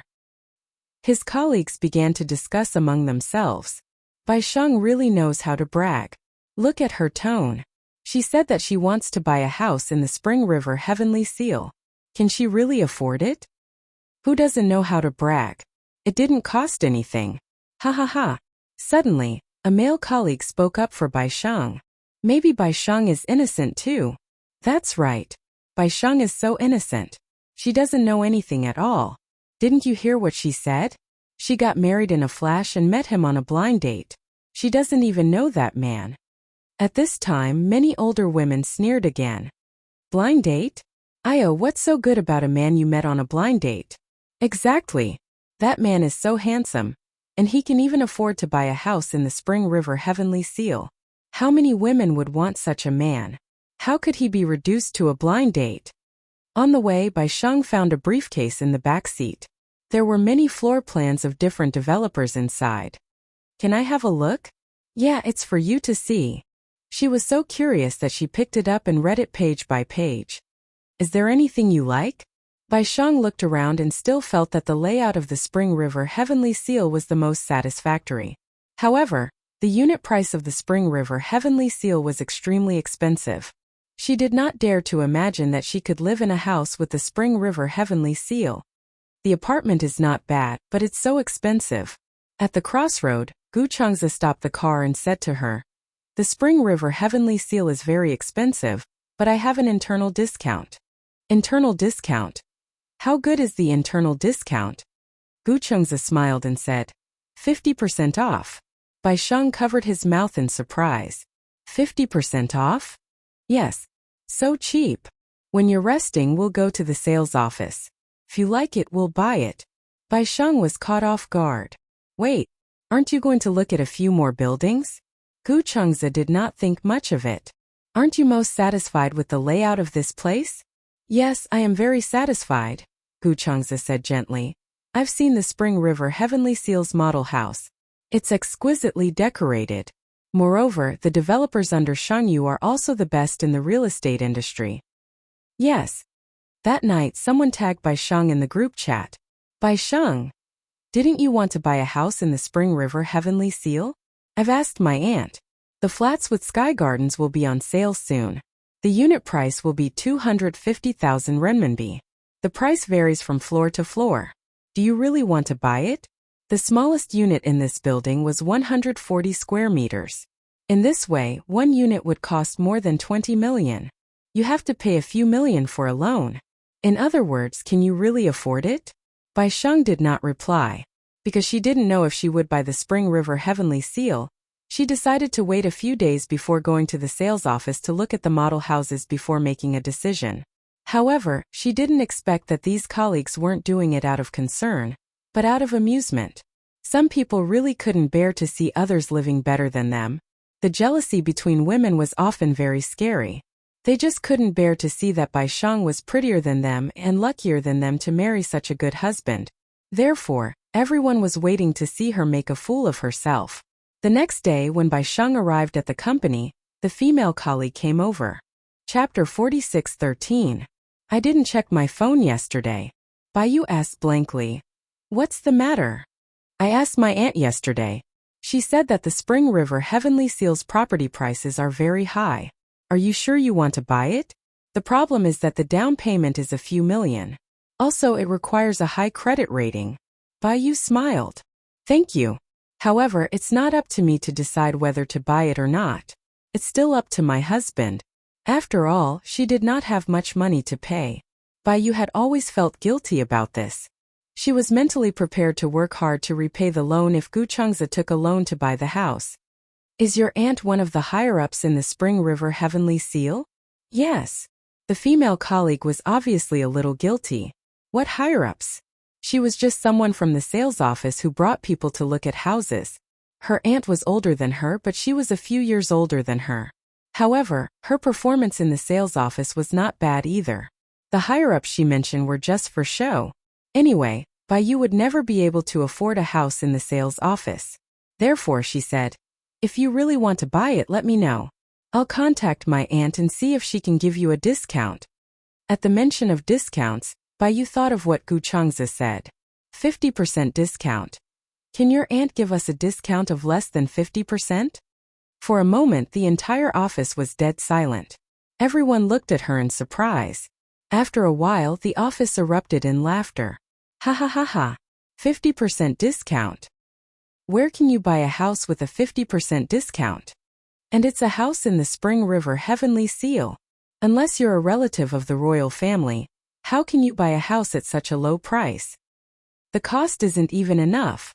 The quality of the houses in the Spring River Heavenly Seal is so high. 50% discount. You must be dreaming. Bai Yu, who told you that there's a 50% discount? You're not being cheated, are you? Bai Yu was a little unhappy when she heard the ridicule. She turned around and faced the computer. She did not want to talk anymore. Someone nudged her. Bai Yu, there are so many ways to cheat people nowadays. Don't trust people so easily. Don't be cheated of millions just to take advantage of others. Exactly. A few million can't buy a house. Bai Yu was so angry that she wanted to ignore them. Gu Chengze would not lie to her, and there was no reason for him to do so. If he said that it was a house with a 50% discount, he must have some connections. Xingyu Building. In the president's office. Gu Chengze walked to the door of the office. His assistant was standing by the door. When he saw him, he immediately nodded respectfully. "Hello, Mr. Gu. President has been waiting for you for a long time." As the assistant spoke, he opened the door for him. Gu Chengze walked in and immediately saw the name tag on the desk. Yuntianyu. The current Xingyu had already undergone a change of dynasty. Xingyu's former boss, Mu Yaja, was also the company's chairman. When Yun Tianyu was 20 years old, he passed the position to him and traveled the world with Yun Shishir. Yun Tianyu was currently in charge of the Royal Academy. Initially, the board of directors was skeptical of Yun Tianyu's ascension to the CEO's position. But little did they know that handling Xingyu Financial Group's matters was child's play to him. To him, Xingyu was just a supervisor. There are two young masters in the Mu family. Even if the throne is passed down, shouldn't it be the eldest son's turn to ascend the throne? Chapter 46:14. The office desk was neat and tidy, but there was no one in sight. Gu Chengze scanned his surroundings and saw a man in a black shirt mixing coffee in front of the wine cabinet. He walked over and could smell the aroma of the coffee even from afar. His favorite beverage was cola since he was young. Now, as he grew up, his favorite cola had been replaced by coffee. Hearing footsteps behind him, Yun Tianyu slowly turned around. His thin lips curled into a smile as his gaze landed on the man. "What brings you here today?" Just as he turned around, a handsome face came into view. It was said that sons took after their mother in terms of looks. This was indeed the case when they were young. However, as they grew up, Yun Tianyu and Muichen's looks gradually changed. When they were young, it was impossible to tell who was who when they stood next to each other. If one did not look at their height and only looked at their appearance, one would not be able to tell the difference. The children's bone structure was extremely similar. However, as they grew up, their appearance changed. Slowly, Muichen looked more and more like Yun Shishir. In the June district, he was a lieutenant. Young and promising, he had a face that was prettier than a woman's. Many ladies in the military eagerly chased after him, but none of them caught his eye. Yun Tianyu, on the other hand, was clearly more handsome than Muichen when he was young, but as he grew up, he gradually resembled Gong Jie and Mu Yaja. Although Gong Jie and Yun Shishir were fraternal twins, Gong Jie's face was obviously more handsome. Yun Tianyu resembled Mu Yaja the most, especially in the shape of his face. It was as if it had been sculpted by a knife. When he stood next to Muichen, he was actually taller than Muichen. When they were young, Muichen had always bragged about his height in front of Yun Tianyu. However, when they were in high school, Yun Tianyu's height increased by leaps and bounds overnight. He actually shot up to 1.7 meters. From then on, his height grew at an insane rate. In one semester, he had grown 10 centimeters taller. During that time, Yun Shishir was so excited that she gave Yun Tianyu calcium supplements and urged him to exercise. During puberty, Yun Tianyu's excess energy was all spent on sports. In the end, Yun Tianyu's sports results were even better than Muichen's. Mu Yaja was 1.88 meters tall, while Gong Jie was 1.9 meters tall. Yun Tianyu had actually grown to 1.91 meters, which was 2 centimeters taller than Muichen. Back then, when Yun Tianyu was still in college at the age of 16, Mu Yaja found it unbelievable when they measured his height to be 1.88 meters. Not long after, he learned that his son had grown to 1.9 meters, so he went around bragging that his son was taller than him. All kinds of boasting. Everyone felt like they had just been F***ed. Damn it, as an old man. His son skipped a grade to go to university at the age of 16. He was bragging about his height. What a boast. What they were envious of was not his height of 1.9 meters but his admission to St. Andrews University at the age of 16. When Muichen grew up and started secondary school, his brain finally started to develop for the second time. He finally broke free from the awkward period of his childhood IQ deficiency. Yun Shishir teased that Mu Yaja must have secretly topped up Muichen's IQ. After graduating from secondary school, Muichen and Yun Tianyu were admitted to the city's key high school together, and then directly entered the military. At the age of 20, he was already a senior sergeant. Chapter 46:15. Sometimes there would be family gatherings. More than a decade ago, due to an influenza outbreak, the Gu and Mu families became friends. Since then, they often held family gatherings, and the children of the two families got to know each other very well. At these gatherings, the children and adults formed two different societies. Yun Tianyu and Gu Linqi were together, and both loved to brag about their younger sister. Yun Tianyu loved to boast about how cute Yueyao was, and how she would definitely be a beauty when she grew up. Gu Linqi was not to be outdone and boasted about how gentle and sensible Qianqian was. Mu Yichen and Gu Changze, on the other hand, would brag about how good they were at fighting. When the adults sat together, Mu Yaja and Gu Jinglian boasted the most. Sometimes, when Gong Jia and Hua Jin returned from Dark Wind Island, they would join them in boasting. Chu Ho and Yun Shishir were helpless. They felt that the friendship between the two families was exaggerated. Yun Tianyu, who was leaning back in his chair, widened his eyes in confusion when he heard that Gu Changze wanted to buy a house. You want to buy a house? Yes. The Gu family has so many houses, and every inch of land is worth its weight in gold. With so many properties, why are you buying from me? Gu Changze said disdainfully. It's not like you don't know that my biological father is like a stepfather. Gu Jinglian was especially harsh on Gu Changze. Even the apartment he was living in now was rented from Gu Jinglian and had to pay rent every year. Yun Tianyu sympathized with him. It was said that boys were the least favored in the Gu family. Gu Xinghan, who was the youngest, was treated well.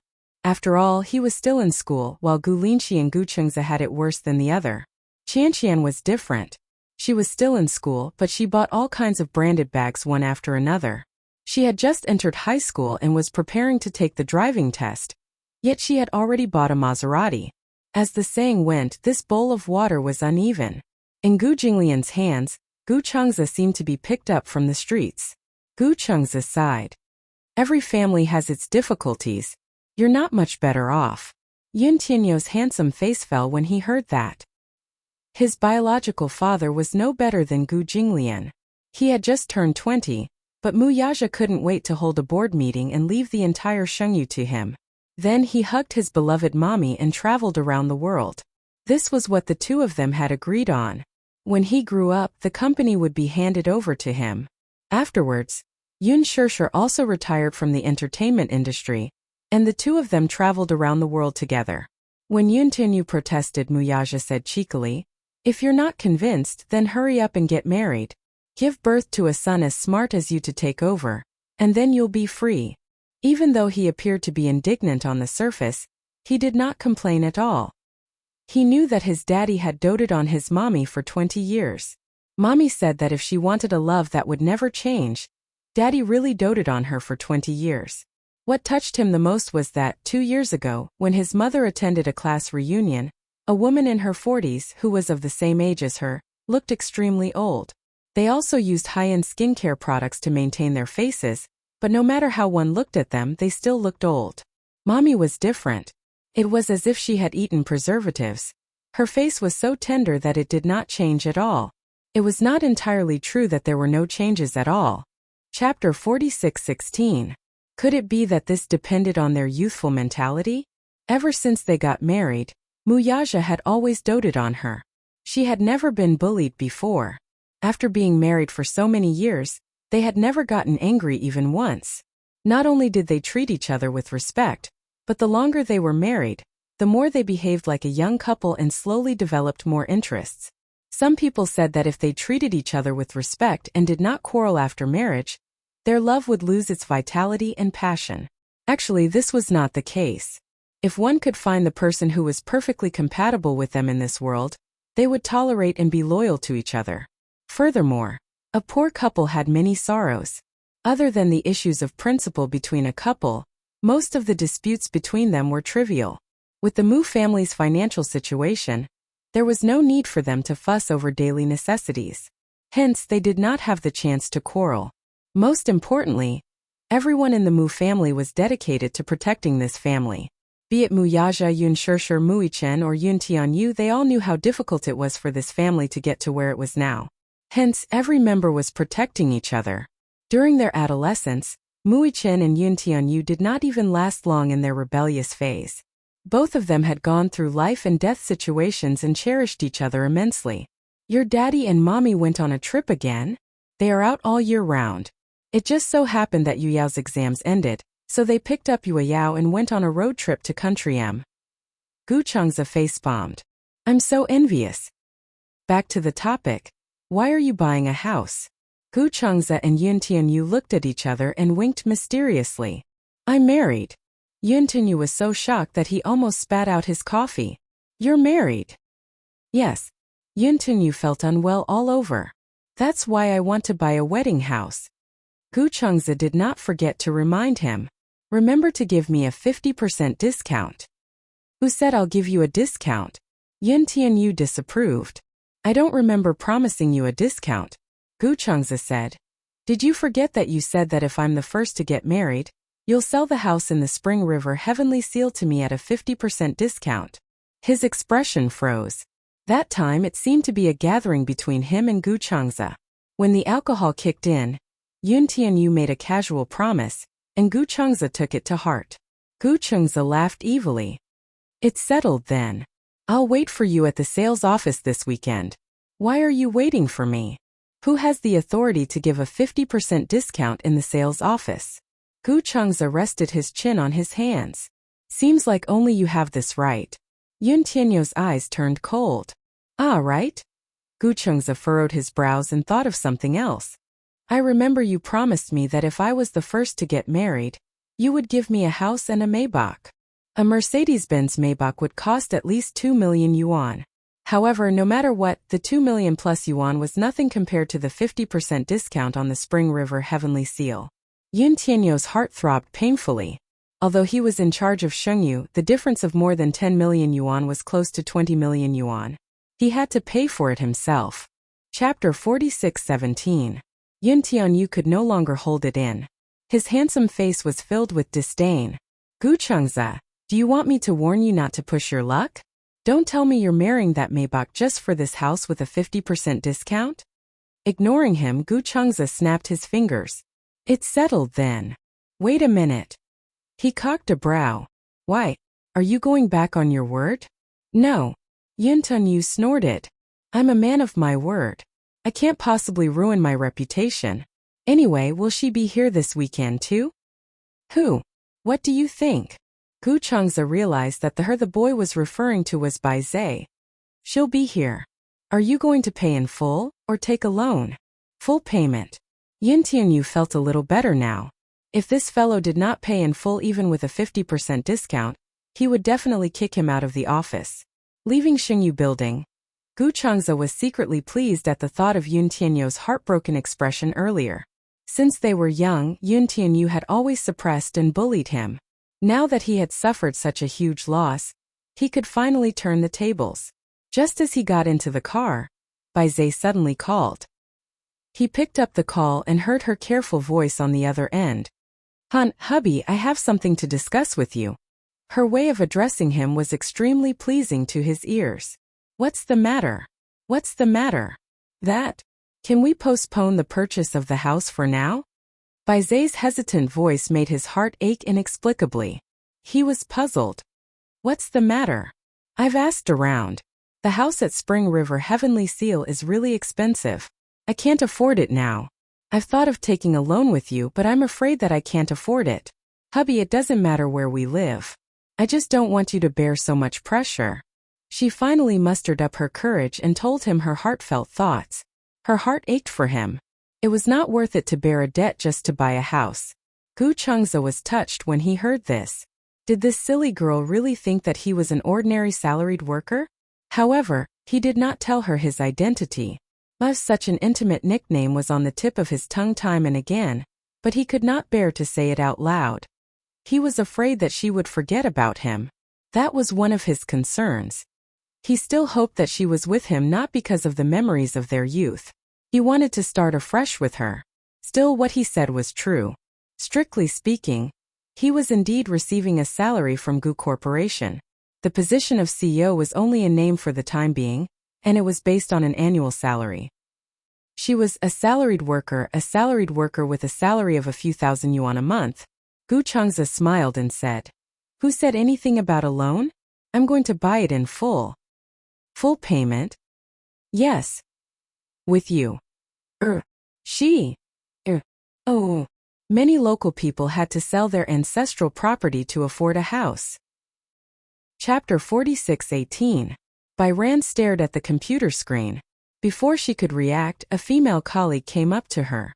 "Bai Ran, have you thought about it? Do you plan to buy a house at the Spring River Heavenly Seal? If you do, I'll ask my aunt if she can give you a discount." She paused and tried to persuade her again. "Don't believe what others say about a 50% discount. That's impossible. How can a house at the Spring River Heavenly Seal be sold at 50%? The developer will lose money." "Oh." Bai Ran's eyes widened in confusion. "But my husband said that he's already booked it. Let's go to the sales office this weekend. If we're satisfied with the layout, we'll buy it." "Really?" At that moment, everyone in the office gathered around. Everyone was shocked that Bai Ran wanted to buy a house at the Spring River Heavenly Seal. Everyone in the company, including the CEO of the design company, was renting a house. A house in the capital was not something that could be bought easily. Without a net worth of tens of millions, who could afford a house in the capital? Even the B-list celebrities in the entertainment industry were renting houses. They could not afford one at all. "Bai Ran, your husband is so rich? The houses at the Spring River Heavenly Seal are all garden-style houses with sky gardens. They're easily hundreds and dozens of flats. They're worth tens of millions." "Exactly. Bai Ran, did you marry a rich second-generation heir? He drives a Phaeton. The license plate is so good. He must be running a company." Some of them were really envious of Bai Ran. Some of them were still suspicious. Bai Ran was obviously bragging. Many of her colleagues in the office dreamed of settling down in the capital. However, the capital was only so big. With so many people squeezing into the capital, those who stayed in the end were the cream of the crop. Bai Ran was annoyed by the questions. "We'll talk about it when the time comes." She was too lazy to explain so much to them. Anyway, since Gu Changza said that he was going to buy it, she would listen to him. After all, buying a house was not up to her. She always felt that she couldn't contribute and felt a little guilty.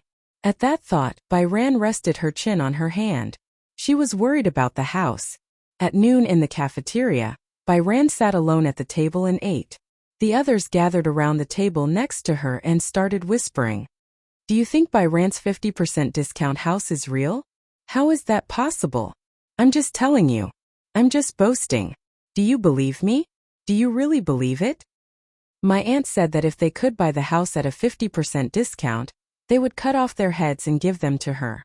"Ha ha ha, do you have to go all out in a bet?" Bai Hao sat aside and vaguely heard them talking about him. She glanced at them and felt nauseous. At first, she thought that these colleagues were genuinely concerned about her, but in the end, they were just waiting to watch a good show.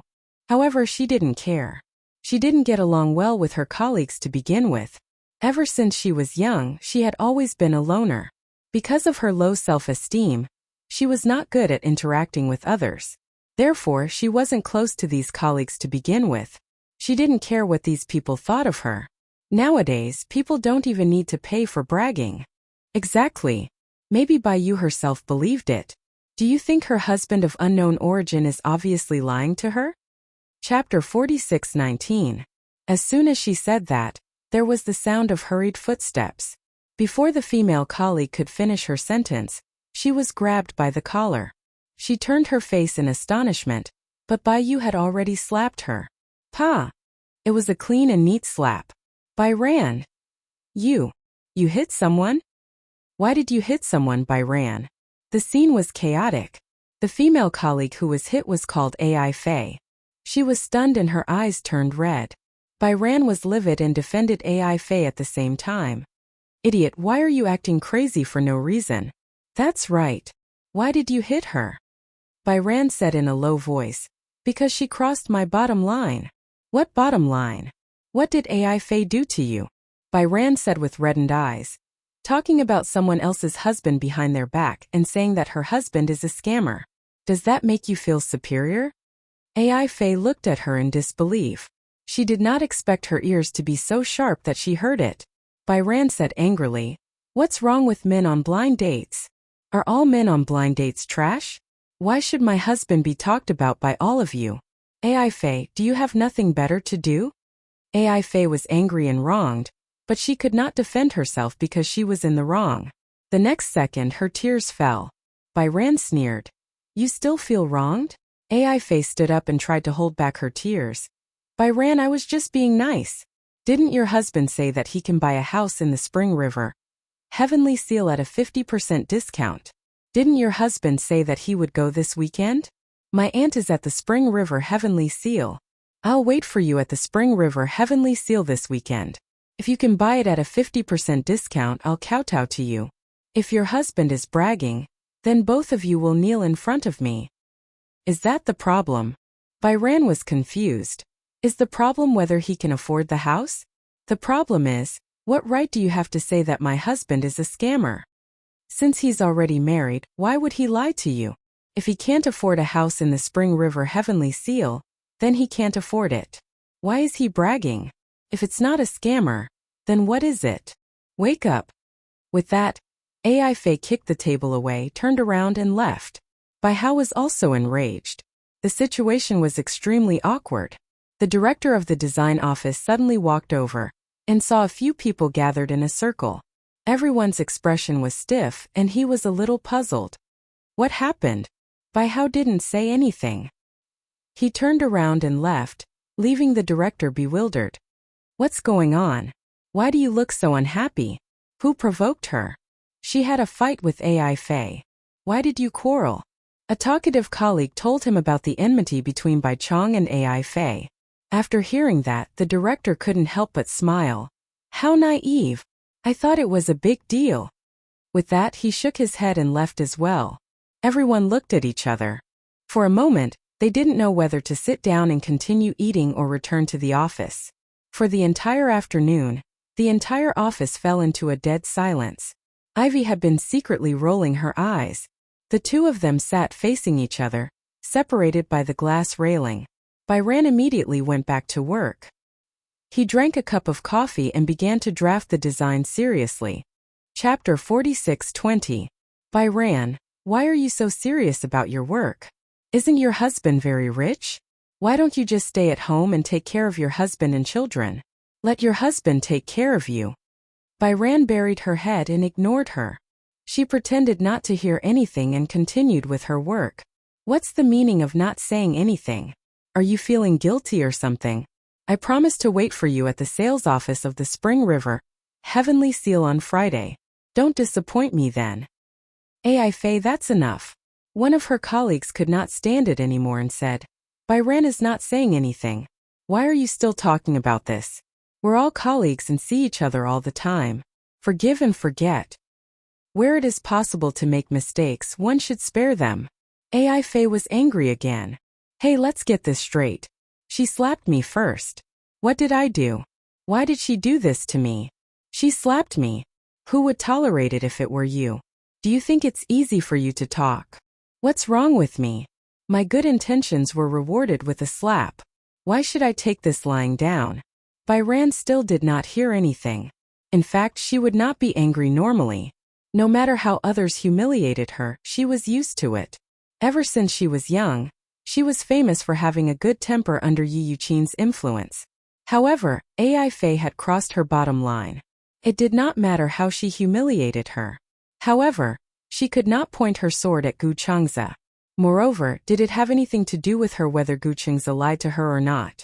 Could it be that proving that she married an unreliable husband, a husband who cheated her marriage, could reflect her sense of superiority? Why were there always such women in his life? Why were they always hostile to other women? No matter what, they could not bear to see others living a better life than them. In fact, the grudge between her and Ai Fei had been formed long after she had joined the company. Before Byran joined the company, Ai Fei was a flower in the design office.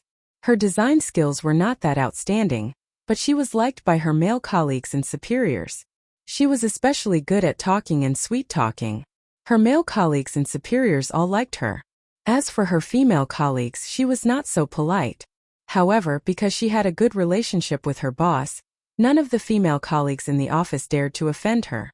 Instead, they would deliberately curry favor with her. However, after Byran entered this company, this twisted relationship between colleagues was broken. Many male colleagues fell in love with this innocent and beautiful girl. Everyone knew that Ai Fei was actually very scheming. Her words to please them were all against her heart.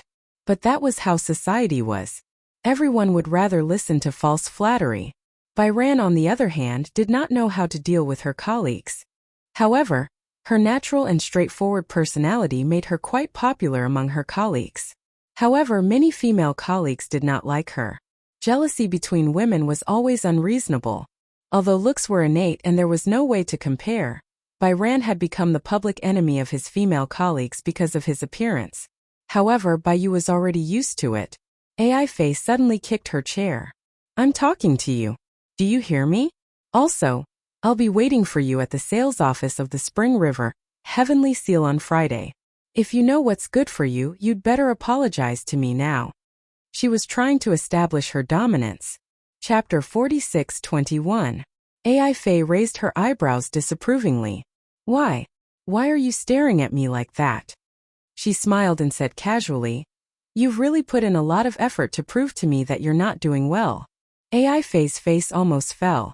She snorted coldly and did not say anything else. She lowered her head and continued to play with her phone. After work, Bai Yan punched her card in loneliness. As usual, Gu Chengze was waiting for her at the entrance of the company. Bai Yan walked to the car. Gu Chengze smiled at her but saw that she did not look well. His expression froze. "What's wrong?" The disappointment on Bai Yan's face made his heart ache. "Nothing." Bai Yan hugged him. She did not know if she was feeling sorry for him or for herself. She felt sorry for him. He had been working hard to be a good husband and took good care of her. However, for some reason, he was being slandered behind her back by her outrageous colleagues. She felt sorry for herself. She had worked so hard, but in the end she could not get anything good from others. She was like a star in the design office. Her design drafts were always the most important for every order. However, it seemed that many people could not tolerate her. It was really unfair. Gu Chengze noticed something on her face, but he was not in a hurry to ask. Instead, he said, "Let's talk in the car, okay?" "Okay." Bai Yan obediently got into the car. She did not speak along the way, and Gu Chengze was not in a hurry to speak either. When they reached home, he held her hand and went into the room. He carried her to sit on his lap. "What's wrong? Is there something on your mind?" Bai Yan smiled bitterly. "No. Clearly there is." Gu Chengze's heart ached for her. "What's on your mind? Why don't you tell me? Maybe I can help you solve it?" "It's nothing serious. Did you have a conflict with your colleagues?" Gu Chengze guessed it immediately. Especially when he saw her flickering eyes, he was sure of it. Other than that, he could not think of any other possibility. She went to the company happily, but when she came back, she had such an expression. She must have suffered some grievances at the company. His tone was so gentle that Bai Yan could feel his affection. She felt wronged and her eyes reddened. She felt wrong for him. He was so good. Why should he be criticized because of her? "I'm sorry."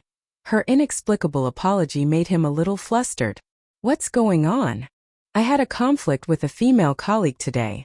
She didn't want to hide it from him, so she confessed. She said that you were lying to me when you said that you wanted to buy a house in the Spring River Heavenly Seal. It's impossible to buy a house there at a 50% discount. She said that you were lying to me, and I slapped her in anger. I can't stand her talking about you like that." Bai Hao lifted his head. "I don't care if you're lying to me or not. She doesn't have the right to criticize. So she argued with me."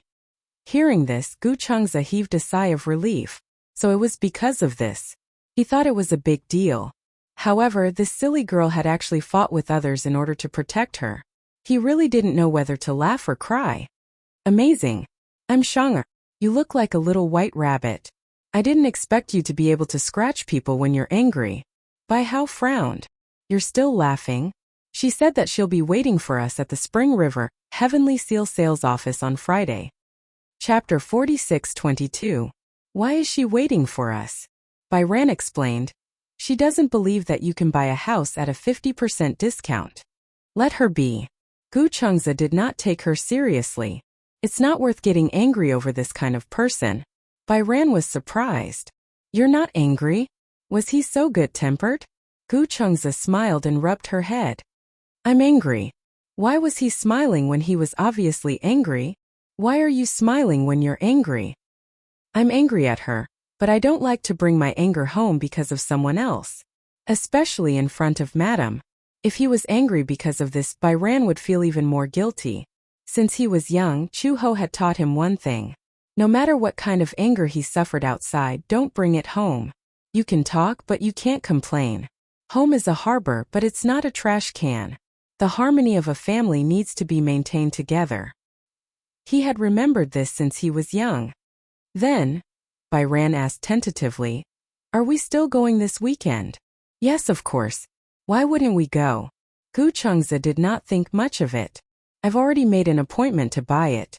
Byran was worried that if she bumped into Ai Fei and her aunt on the weekend, it would be another war. I know what you're worried about. Don't be afraid, I have a way to solve it. Gu Chengze rubbed her head lovingly. You just have to wait for the signature obediently. Signature? Bai Hao was bewildered. Sign what? The property contract. Gu Chengze did not know whether to laugh or cry. You need to sign a contract to buy a house. Don't you want to sign it? No, no, no. Byran quickly waved her hand. I'd better not sign it. This time Gu Chengze was really dumbfounded. What? He suddenly held her face in his hands and knocked on her head seriously. Byran slapped his hand away. What are you doing? Gu Chengze said seriously. I'm trying to see if there's a brain in your head. Byran was speechless. Was he mocking her for being stupid? I just feel that I didn't do anything. It's a little embarrassing to sign my name. It doesn't matter if you write it or not. You have a share in the house. We are married, so this is considered a joint property. You can't escape. Bai Hao was even more confused. Then why do I have to sign it? Ritual. Gu Chengze didn't think much of it. I think that the real estate certificate needs to have 2 names on it. Only then will it feel like a family ceremony. Ugh. Byran nodded. Then I will work hard to earn money to support my family. Idiot. He should be the one raising her. With such a small body, he still wanted to compete with him to be the head of the family. Dream on. Bai Hao suddenly hugged him.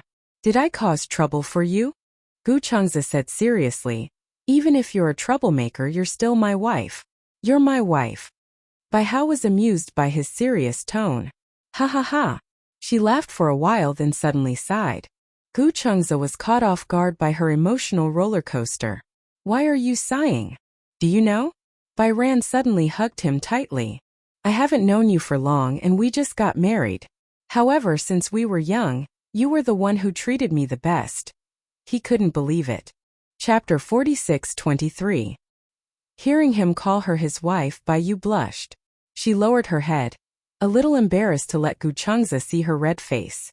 However, Gu Chengze had the intention to tease her. He held her chin and lifted it up. Wife, why is your face red? Are you teasing me on purpose? Bai Yu was so angry that she laughed and punched his shoulder with her small fist. Gu Chengze immediately covered his shoulder and pretended. Ouch, it hurts, it hurts. You're still pretending. Bai Yu was even more amused and chased after him. Gu Chengze ran to the sofa and held a pillow defensively. Bai Yu also picked up a pillow and threw it at him. Even if it was a soft pillow in his hand, Gu Chengze could not bear to fight back. He was smashed by her all the way. The two of them were messing around. Okay, stop messing around. Gu Chengze took advantage of the moment when she relaxed and hugged her from behind. Bai Hao was panting because he had messed around with Shi Yan. His face was flushed and he was sweating. As Shi Yan hugged him from behind, he didn't know what to do. You. Don't move.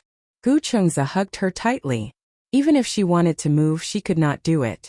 I want to call you okay? Wu Baikun was a little stunned by this affectionate address. Yor was her childhood nickname. Such a nickname seemed to be a bit too old. I like to call you Gu Chengze leaned his chin gently on her shoulder. But you still have to call me Lord Hubby. Why do you have to add Lord after hubby? That's the only way to show my status. Usually, people who emphasize their status usually don't have it. You know the truth. After Baiyu's summary, Gu Chengze also realized that this was indeed the case. During family dinners, Gu Jinglian and Mu Yaja would sit together. The two men would always brag about their status in the family. But in reality, Gu Jinglian's status in the Gu family was decreasing day by day. Now he was only a few ranks higher than him. It was said that it was not like this when they first got married. At that time, according to Chu Ho, Gu Jinglian was a rather cold and violent person. It was only after he got married, especially after Qian was born, that Gu Jinglian became more and more like a well-tamed brain. He gradually lost his temper. The one from the Mu family was definitely not any better. The Mu family and the Gu family were the same. Generally, there was an abundance of yin and a decline of yang. Other than being outside, men had no status at home. Only during family banquets would the two of them sit together and brag about their status. In the end, they would be dragged away by their respective wives. For some reason, Gu Chengze had a strong premonition. He felt that he would end up like Gu Jinglian in the future. However, as long as this person was an idiot, he could do anything. Gu Chengze was already mentally prepared. The day after tomorrow is the weekend. Are you still going to work tomorrow? Bai Hao shook his head. Rest. Our company is closed on the weekend, and the draft is just due. I have already submitted the design drawings, so I don't have to go to work tomorrow. Didn't I hear that design companies are very busy? I'm a very efficient designer. Chapter 46-24. Then prepare the documents tomorrow. On the weekend, we'll go to the sales office. If we like it, we'll book it immediately. Okay. Bai Ran was very touched and suddenly said, "Thank you. What are you thanking me for?" Bai Ran turned around and looked at him with red eyes. "Thank you for letting the lights in this city belong to me. Thank you for giving me a home." When Gu Chengze heard this, he suddenly laughed. "Isn't this what I should do? No one's sacrifice is deserved." Bai Ran said seriously, "I will cherish you even more." "Silly." Gu Chengze rubbed her head. "All girls in the world should be pampered." Isn't that right?" Bai Ran hugged his waist and closed her eyes, listening to his powerful heartbeat. Perhaps it was at this moment that her heart was truly moved by love. "Oh right, go to the sales office this weekend. I want to introduce you to a friend of mine." Friend? On the weekend, Gu Chengze had already prepared breakfast and was waiting for her to wake up early in the morning. Bai Ran got up and ate breakfast, then dressed up and prepared to go out. She completely forgot about Ai Fei's words until she entered the sales office and saw Ai Fei sitting on the sofa. Only then did she suddenly remember that there was such a matter. Ai Fei originally thought that Bai Ran would definitely not come. She would just treat it as a visit and play and prepare to leave in the afternoon. However, when Bai Ran appeared at the sales office, Ai Fei stared at her for a while, but Bai Ran did not even notice her. Until Ai Fei walked over and called out to her. "Hey!" Bai Ran turned her head and saw Ai Fei. Only then did she remember the bet between Ai Fei and her. Although it was a one-sided bet. "You really came?" Ai Fei looked at her with disdain and glanced behind her. However, when her gaze landed on Gu Chengze's body, her expression froze because of his unparalleled good looks. It was not that she had never seen Gu Chengze before, but she had only seen him from afar. The man quickly got into the car. However, she did not expect to see this man so close. Oh my God, wasn't he too handsome? Ai Fei looked at Bai Ran in disbelief. Was she worthy of such a man? Bai Ran didn't like the way Ai Fei was staring at Gu Chengze. She asked coldly, "Ai Fei, what are you trying to say?" "Nothing. I've been waiting for you for a long time. Didn't you say you could buy a house here at a 50% discount? My aunt said that if she could buy it at a 50% discount, she would buy it too." When Bai Kun heard this, he did not speak. She didn't want to talk to her, let alone this rude request. Bai Ran tugged at Gu Chengze's sleeve and said to her, "Let's go." Yes. Gu Chengze allowed her to lead him to the sand table. Ai Fei couldn't stand Bai Hao's neglect. He shouted angrily, "Bai Hao, you don't have to run away. Since he was bragging, he should just admit it. What was the point of running away now? Since you're already here, why don't you explain?" Bai Hao looked back expressionlessly. AI Fei, do you really want to prove that I'm not as good as you? Among women there was a kind of jealousy. It was I hope you live well, but don't live better than me. Of course AI Fei belonged to this category. Chapter 46-25. Gu Chengzi had maintained a good demeanor. Such gentlemanly etiquette was cultivated from a young age. It had become a kind of elegance that was ingrained in his bones. Even though AI Fei provoked him time and time again, Gu Chengzi was indifferent. He did not even show any signs of anger. Some people were really not worthy of him lowering himself to teach them a lesson. AI Fei was not on the same level as him. He did not even take her seriously. Gu Chengzi said, "Is there no one to serve them?" AI Fei immediately said, "There is." She turned around and said to a middle-aged woman, "Auntie, come here." The middle-aged woman walked over and followed AI Fei's gaze to Gu Chengzi and Bai Ran. She immediately understood. AI Fei, are these the colleague and her husband you were talking about? Yeah. AI Fei nodded and said, "Auntie, they said they want to buy a house in the Spring River Heavenly Seal, but you have to give them a 50% discount."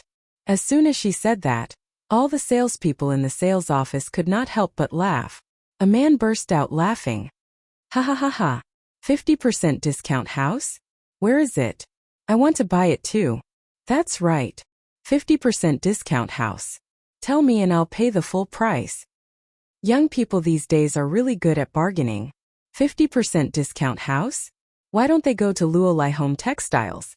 Aren't there beds and pillows in the Home Textiles exhibition hall? It's possible to lie on the bed and hug the pillow while daydreaming. The group of salespeople discussed animatedly. They obviously looked down on Gu Chengzi and Bai Ran. 50% discount house? It was indeed a big joke. Bai Ran was shaking with anger.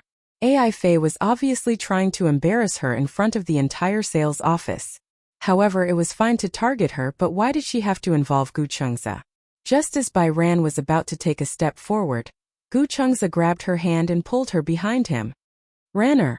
Bai Ran looked at him in shock, only to see Gu Chengzi's gaze turn cold.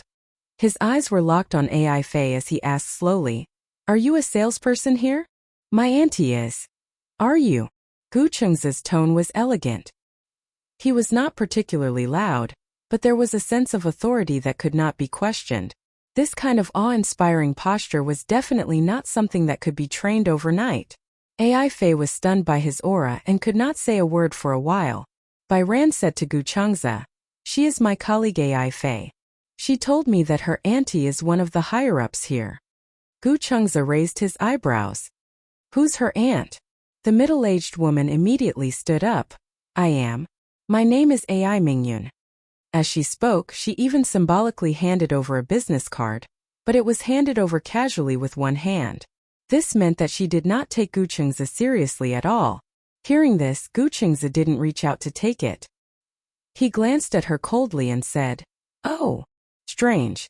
When did a salesperson?" "Huh. Oh. How?" Aunt AI Fei was furious. "Of the Gu. What does it have to do with you whether I'm in the upper management or not? Then why are you blindly comparing things?" Gu Chengzi said. "Is this quality worthy of serving customers? I think the sales office should lay off a lot of people." Chapter 46-26. Gu Chengzi did not even look at him. "I'm a client. I'm here to buy a house, not to listen to your nonsense. Now please give me the floor plan." "You want the floor plan, right?" AI Mingyun turned around, took the floor plan and threw it at him. "Here. Take a look." The floor plan was thrown at Gu Chengzi's face. Bai Hao took in a cold breath. When he turned around to look at AI Fei, his eyes were bloodshot. "What are you doing?" Didn't he want to see the floor plan? AI Mingyun was furious. "Why are you acting all high and mighty at such a young age? A house with a 50% discount? I'll teach you a lesson today. There's no free lunch in this world. A house with a 50% discount? Dream on." AI Mingyun heard from her niece that someone wanted to buy a house in the Spring River Heavenly Seal but wanted a 50% discount. She found it unbelievable. A house with a 50% discount? How could the Spring River Heavenly Seal be sold at a 50% discount? Gu Chengze closed his eyes and looked at the floor plan on the floor. He said coldly, "Pick it up." The group of people looked at each other in dismay. They were actually stunned by his majestic aura. This man was so imposing. However, they had also heard about Bai Ran from AI Fei, and they were also dismissive of the 50% discount. Therefore, they did not take Gu Chengze seriously at all. However, Gu Chengze's aura made them a little flustered. They felt that this man did not seem like someone who would lie. "What's going on?" The sales director's angry voice came from the side. "What are you doing? All of you are crowding around here." "Good morning, director." "Good morning, director." AI Mingyun immediately went up and bowed respectfully. She smiled flatteringly. "Director, I'm sorry. Someone is here to cause trouble. It's a pity that I don't have the authority to chase him out." "Cause trouble?" The sales director looked at the direction AI Mingyun was pointing at and looked at Gu Chengze and Bai Ran. "What's going on?" "This man said that he wants to buy a house in the Spring River, Heavenly Seal at a 50% discount. Director, you know very well that it's impossible to buy a house with a 50% discount. I think they're here to cause trouble." However, to everyone's surprise, the sales director looked at Gu Chengze when he heard about this and walked over to him cautiously. "Excuse me, are you Mr. Gu Chengze?" "Yes. Yes." The sales director's face instantly turned pale. He was so scared that he quivered. It's over. Just now he had received a call from the higher-ups, saying that the CEO would be making a special trip today. It was said that the CEO's friend wanted to buy a house and wanted to give the company the best price. The CEO would personally cover the difference. This meant that this guest must be a very important one. After knowing Gu Chengze's name, the sales director was also a smart person. She immediately thought of the eldest son of the Gu family. His name was also Gu Chengze. Could it be? It was the Gu clan's eldest young master himself? The sales director's face turned green. Seeing his pale face, AI Mingyun panicked and realized that the situation was not good. "Mr. Gu, it's you. Why are you here so early? President Yun hasn't arrived yet?" President Yun. Everyone's expression changed. Everyone knew that the person in charge of Shengyu Financial Group was Yun Tianyu. Chapter 46-27. AI Fei and AI Mingyun's expressions changed even more. Originally, she was waiting to see Bai Ran and Gu Chengze make a fool of themselves. In the end, it seemed like that was not the case at all. They looked on helplessly as the director respectfully invited Gu Chengze and Bai Ran into the VIP room. They were in a bad mood. Oh my god. AI Mingyun was a little flustered. She did not know if she had offended any big shots. Perhaps her husband was really capable. Otherwise, why would the director treat them so well? At the side, a few sales representatives surrounded her. "Mingyun, what's going on? Didn't you tell us that someone was going to come to the sales office to put on airs today? That's why we were so cooperative. What's going on now? They seem to be really rich." That's not necessarily true, but it's true that they have connections. Otherwise, how would they know the big boss of Shengyu? Director Yun, that's the future heir of Shengyu. Now almost all of Shengyu's real power has been transferred to him. They actually know Director Yun? This time, everyone began to panic. This was too unbelievable. Mingyun explained. "What's wrong with your niece? She came to harm us and even caused us to offend such a big shot. If it's true, then we won't be able to keep our jobs." One had to know that it was extremely rare to be able to enter the Spring River Heavenly Seal and become a qualified salesperson. The elites of the Shengyu Financial Group gathered, and the real estate branch under it had the best benefits in all the real estate industry. Not only was the commission high, but the base salary was also high. They also had more holidays and holidays. This was simply a golden rice bowl. If the sales were done well, there would be a lot of room for appreciation in the future. There were more internal transfers within the corporation, and there were also more job choices. To be able to enter the Spring River Heavenly Seal sales office, they wished they could sharpen their brains and fight their way out. In the end, after encountering such a thing, they would probably lose their jobs. Everyone began to tremble with fear. "Mingyun, what do you say? Say something." AI Mingyun was being criticized by everyone. She turned around and looked at her niece with a panicked expression. "AI Fei, what's going on? I don't understand. Didn't you say that they were bragging? Auntie, I also asked you. I asked you if I could buy a house with a 50% discount. Didn't you say it was impossible? I was sure that they were talking nonsense. AI Faye was also very innocent. Besides, if she really had some background, why would she come to work? If it were her, she would be able to enjoy the fruits of her labor at home, and not have to go to work if she had a husband who was a senior executive of the Shengyu Corporation. Wouldn't it be great to eat, drink, and play every day? Why would he still need to work? AI Faye, don't you want to find out who he is? Exactly. What are you going to say if we lose our jobs because of this? A group of people surrounded AI Faye. Panic was written all over their faces. AI Faye was even more at a loss. She looked at AI Mengyun and wanted to cry but had no tears. What are you all doing here? The general manager of sales scolded him from behind. Everyone turned around and saw the sales manager and a group of bodyguards escorting a handsome man over. Chapter 46:28. Sometimes men were really unscientific creatures. They were not like women who always used skincare products and did not pay attention to their skincare, yet they appeared much younger than their actual age. Most importantly, Yun Tianyu was born with a delicate baby face. It was not that his face was as adorable as a baby's, but he was clearly in his 20s, yet he looked like an 18-year-old high school student. In addition, he did not like to wear suits and preferred to wear casual and comfortable clothes. He was not a person who paid much attention to his clothes. The most annoying thing was to think about what to wear when he went out every day. Therefore, once he came across clothes that he liked, he would buy more than 10 pieces at once. Compared to Yun Tianyu, Mui Chen paid more attention to his appearance after he grew up. Yun Tianyu always complained that he dressed up fancily when he went out every day. Actually, it was not fancily dressed. It was just that he dressed more exquisitely than him. However, no matter how simple his attire was, it could not hide his good looks. The moment Yun Tianyu walked in with the crowd, many people in the hall were shocked. This was the first time they saw Yun Tianyu in person. It was all thanks to Gu Chengze. Otherwise, how could they see the president's face in person? This is the president of Shengyu Financial Group. Are you for real? This man looks way too young, doesn't he? If not for his posture and extravagance, I would think that he is someone's son. Oh God! Only when the group of people saw him enter the VIP lounge did they regain their senses. Oh God! Bai Ran and Gu Chengze really knew Shengyu's president. Yeah. When Yun Tianyu walked into the VIP room, he saw the director repeatedly apologizing to Gu Chengze. He frowned and asked quizzically, "What's wrong?" Bai Ran raised her head and saw a handsome young man walking in.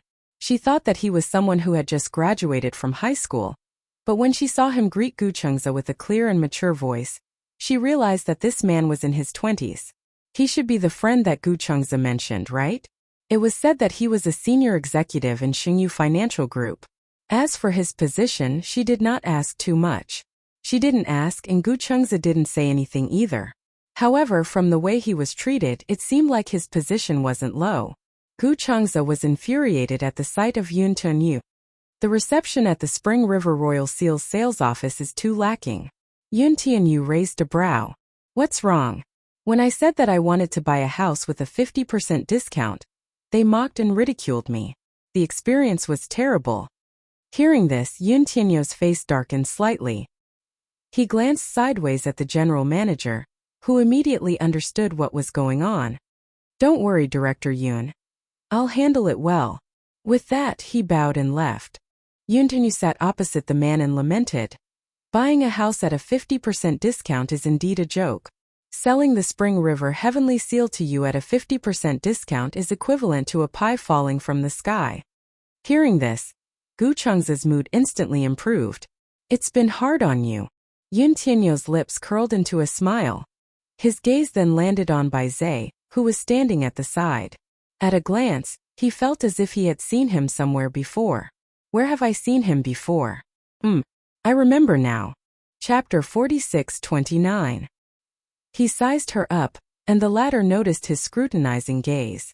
For a moment, she became even more nervous. What's wrong? Bai Ran tugged at Gu Chengze's sleeve gently and asked carefully, Why does he keep staring at me?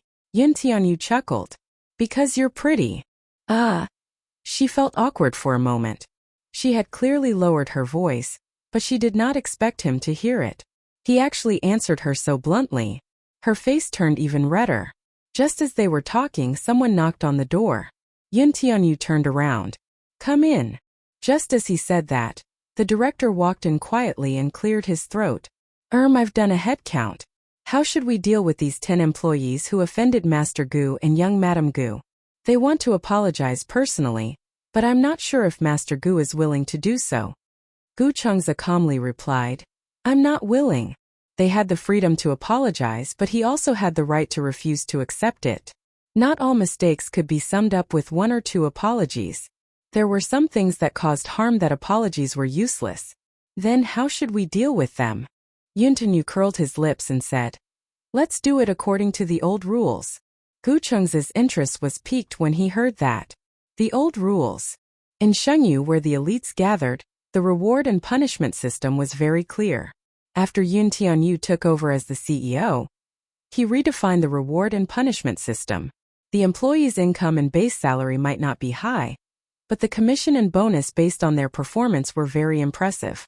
As an employee of the Spring River Heavenly Seal, especially in the sales department, their base salary might only be 3,000 yuan, but they would receive a commission every month, which would be tens of thousands of yuan. Selling houses in the Spring River Heavenly Seal, their annual income would easily exceed 10,000 yuan. However, the punishment system was based on the deduction of the bonus. Once a principled mistake was made, the company would humanely give the employee 2 choices. 1. Deduct a year's worth of bonus and commission. Spring River Royal Seal's sales department only gave out 20% of the commission every month, and it would be paid in one lump sum at the end of the year. Hence, if a year's worth of bonus and commission were deducted directly, it would be a huge loss. Would it not hurt to have a few 100,000 yuan deducted at once? The second situation was that the company would give out 50% of the commission, and the employee would take this money and leave. The company would fire the employee. One was a loss of hundreds of thousands while the other was a loss of a golden rice bowl. It was hard to choose between left and right. To an employee, this was undoubtedly a great torture. Hearing this, the director immediately nodded and left. He went to the sales lobby and announced the matter to a group of guilty employees. What? AI Mengyun's reaction was the biggest. This is too hard to choose. One is a loss of at least a few 100,000 yuan, and the other is directly fired. How are we supposed to choose? The director said calmly, "Dream clouds, you don't have this problem." Oh. When AI Mengyun heard this, her emotions immediately eased a little. "I don't need to be punished?" The director said, "You're fired." What? AI Mengyun jumped up again. "I was fired?" The director said, "Yes, the CEO said that you can pack your things in the afternoon. You don't have to come to work tomorrow." AI Mengyun was dumbfounded. Chapter 46:30. After a pause, the director explained, "Oh, you've violated the company's rules and regulations. According to the rules, you won't be able to get your bonus and commission starting from January this year. Next month, your basic salary for this month will be sent to your account." "I don't accept it." AI Mengyun jumped up to protest. This was a big deal. One had to know that in order to join the company, she had to rely on a lot of connections to be able to enter the Spring River Heavenly Seal. In January this year, her performance had broken a new record, and she was the sales champion of the real estate sales office. After that, she sold many villas for the next few months. Therefore, in the real estate sales office, she was very favored by the leaders. It was fine if she was fired, but if her bonus and commission were deducted, it would not be just a few 100,000, but more than 2 million commission. More than 2 million. She was going to buy a house this year. This 2 million was waiting for the end of the year to make up for the down payment. If it was deducted all at once, what would she do about the down payment? Just this month, she had already signed the subscription form at the real estate sales office and paid a deposit of 500,000. If she could not make the down payment at the end of the year, then the deposit of 500,000 would not be available because of the breach of contract. This Ai Mengyun almost cried out. Why am I the only one who has to accept such a cruel punishment? Hasn't the company always boasted of being humane? Mengyun, you have to ask yourself this question. You don't cherish your good job. It's fine if you offend people yourself, but how many colleagues have you implicated? The director sneered. If it weren't for you fanning the flames everywhere, would today's matter have been blown out of proportion? Mangyun was very guilty, but she still begged. Director, can you help me ask the president to be lenient? At least don't be so cruel. Deducting it all at once will cost a few million. Who can be blamed for this? It's all your own fault. At the side, the other colleagues were also complaining. Mingyun, it's fine if you're fired, but you're implicating us? That's right. If it weren't for you, would we have been punished? Director, can you ask the president to make an exception? At least don't deduct so much of our bonus. Even if it's 10% or 20% less, it's fine. Sob, sob, sob, sob. There were already female colleagues who were so sad that they were crying. Sob, sob, sob. I was the champion last month. I've deducted a year's worth of hard-earned money. The most stringent thing about this system was that even if one had to deduct an entire year's commission, one still had to work hard in the second half of the year. Every month there would be performance standards and assessments. If they didn't meet the standards, they would be eliminated. The competition in the sales industry was very intense. Survival of the fittest. This female colleague worked very hard for the sake of her performance. Sometimes when she was meeting with clients, those old men would touch her. She would bite her teeth and swallow her blood. She endured everything. In order to sell a villa, he had even sacrificed his own body. That big boss said that he could buy a villa, but she had to be his mistress. She didn't want to be a mistress. She accompanied the big boss on a business trip for a few days and told him everything. It wasn't easy for them to finalize this villa and get the best sales of the month. Just the commission alone was 3 million yuan. One had to know that the total price of a villa in the Spring River, Heavenly Seal, was easily over 100 million. Chapter 46:31. However, if she chose to get a commission, she would not be willing to give up such a good job at the Spring River Heavenly Seal. One had to know that the Xingyu Financial Group was a stage with a lot of room for advancement. She was not willing to give up such a good opportunity. Just thinking about it made her heart ache. Why else would there be a saying that trouble comes from the mouth? These words were not without reason. Trouble comes from the mouth. Just by opening and closing his mouth, he had already brought disaster upon himself. Mingyun glanced at Fei with red eyes. Seeing her standing there innocently with her head lowered and not even daring to look at her, she was so angry that her entire body trembled. Fei, how can you harm your aunt like this? Aunt, I don't know what's going on either. Aren't you Bai Yan's colleague? Since you're colleagues, you should at least have some relationship with her. If you plead with her and she says something, perhaps everything will be fine. Mingyun held on to her last hope. However, Fei felt awkward. Do you want me to apologize to her? On what basis? Fei had always been used to being high and mighty. If she had to apologize to Bai Yan, wouldn't she be embarrassed? However, Mingyun could not stand it anymore. Fei, let me tell you.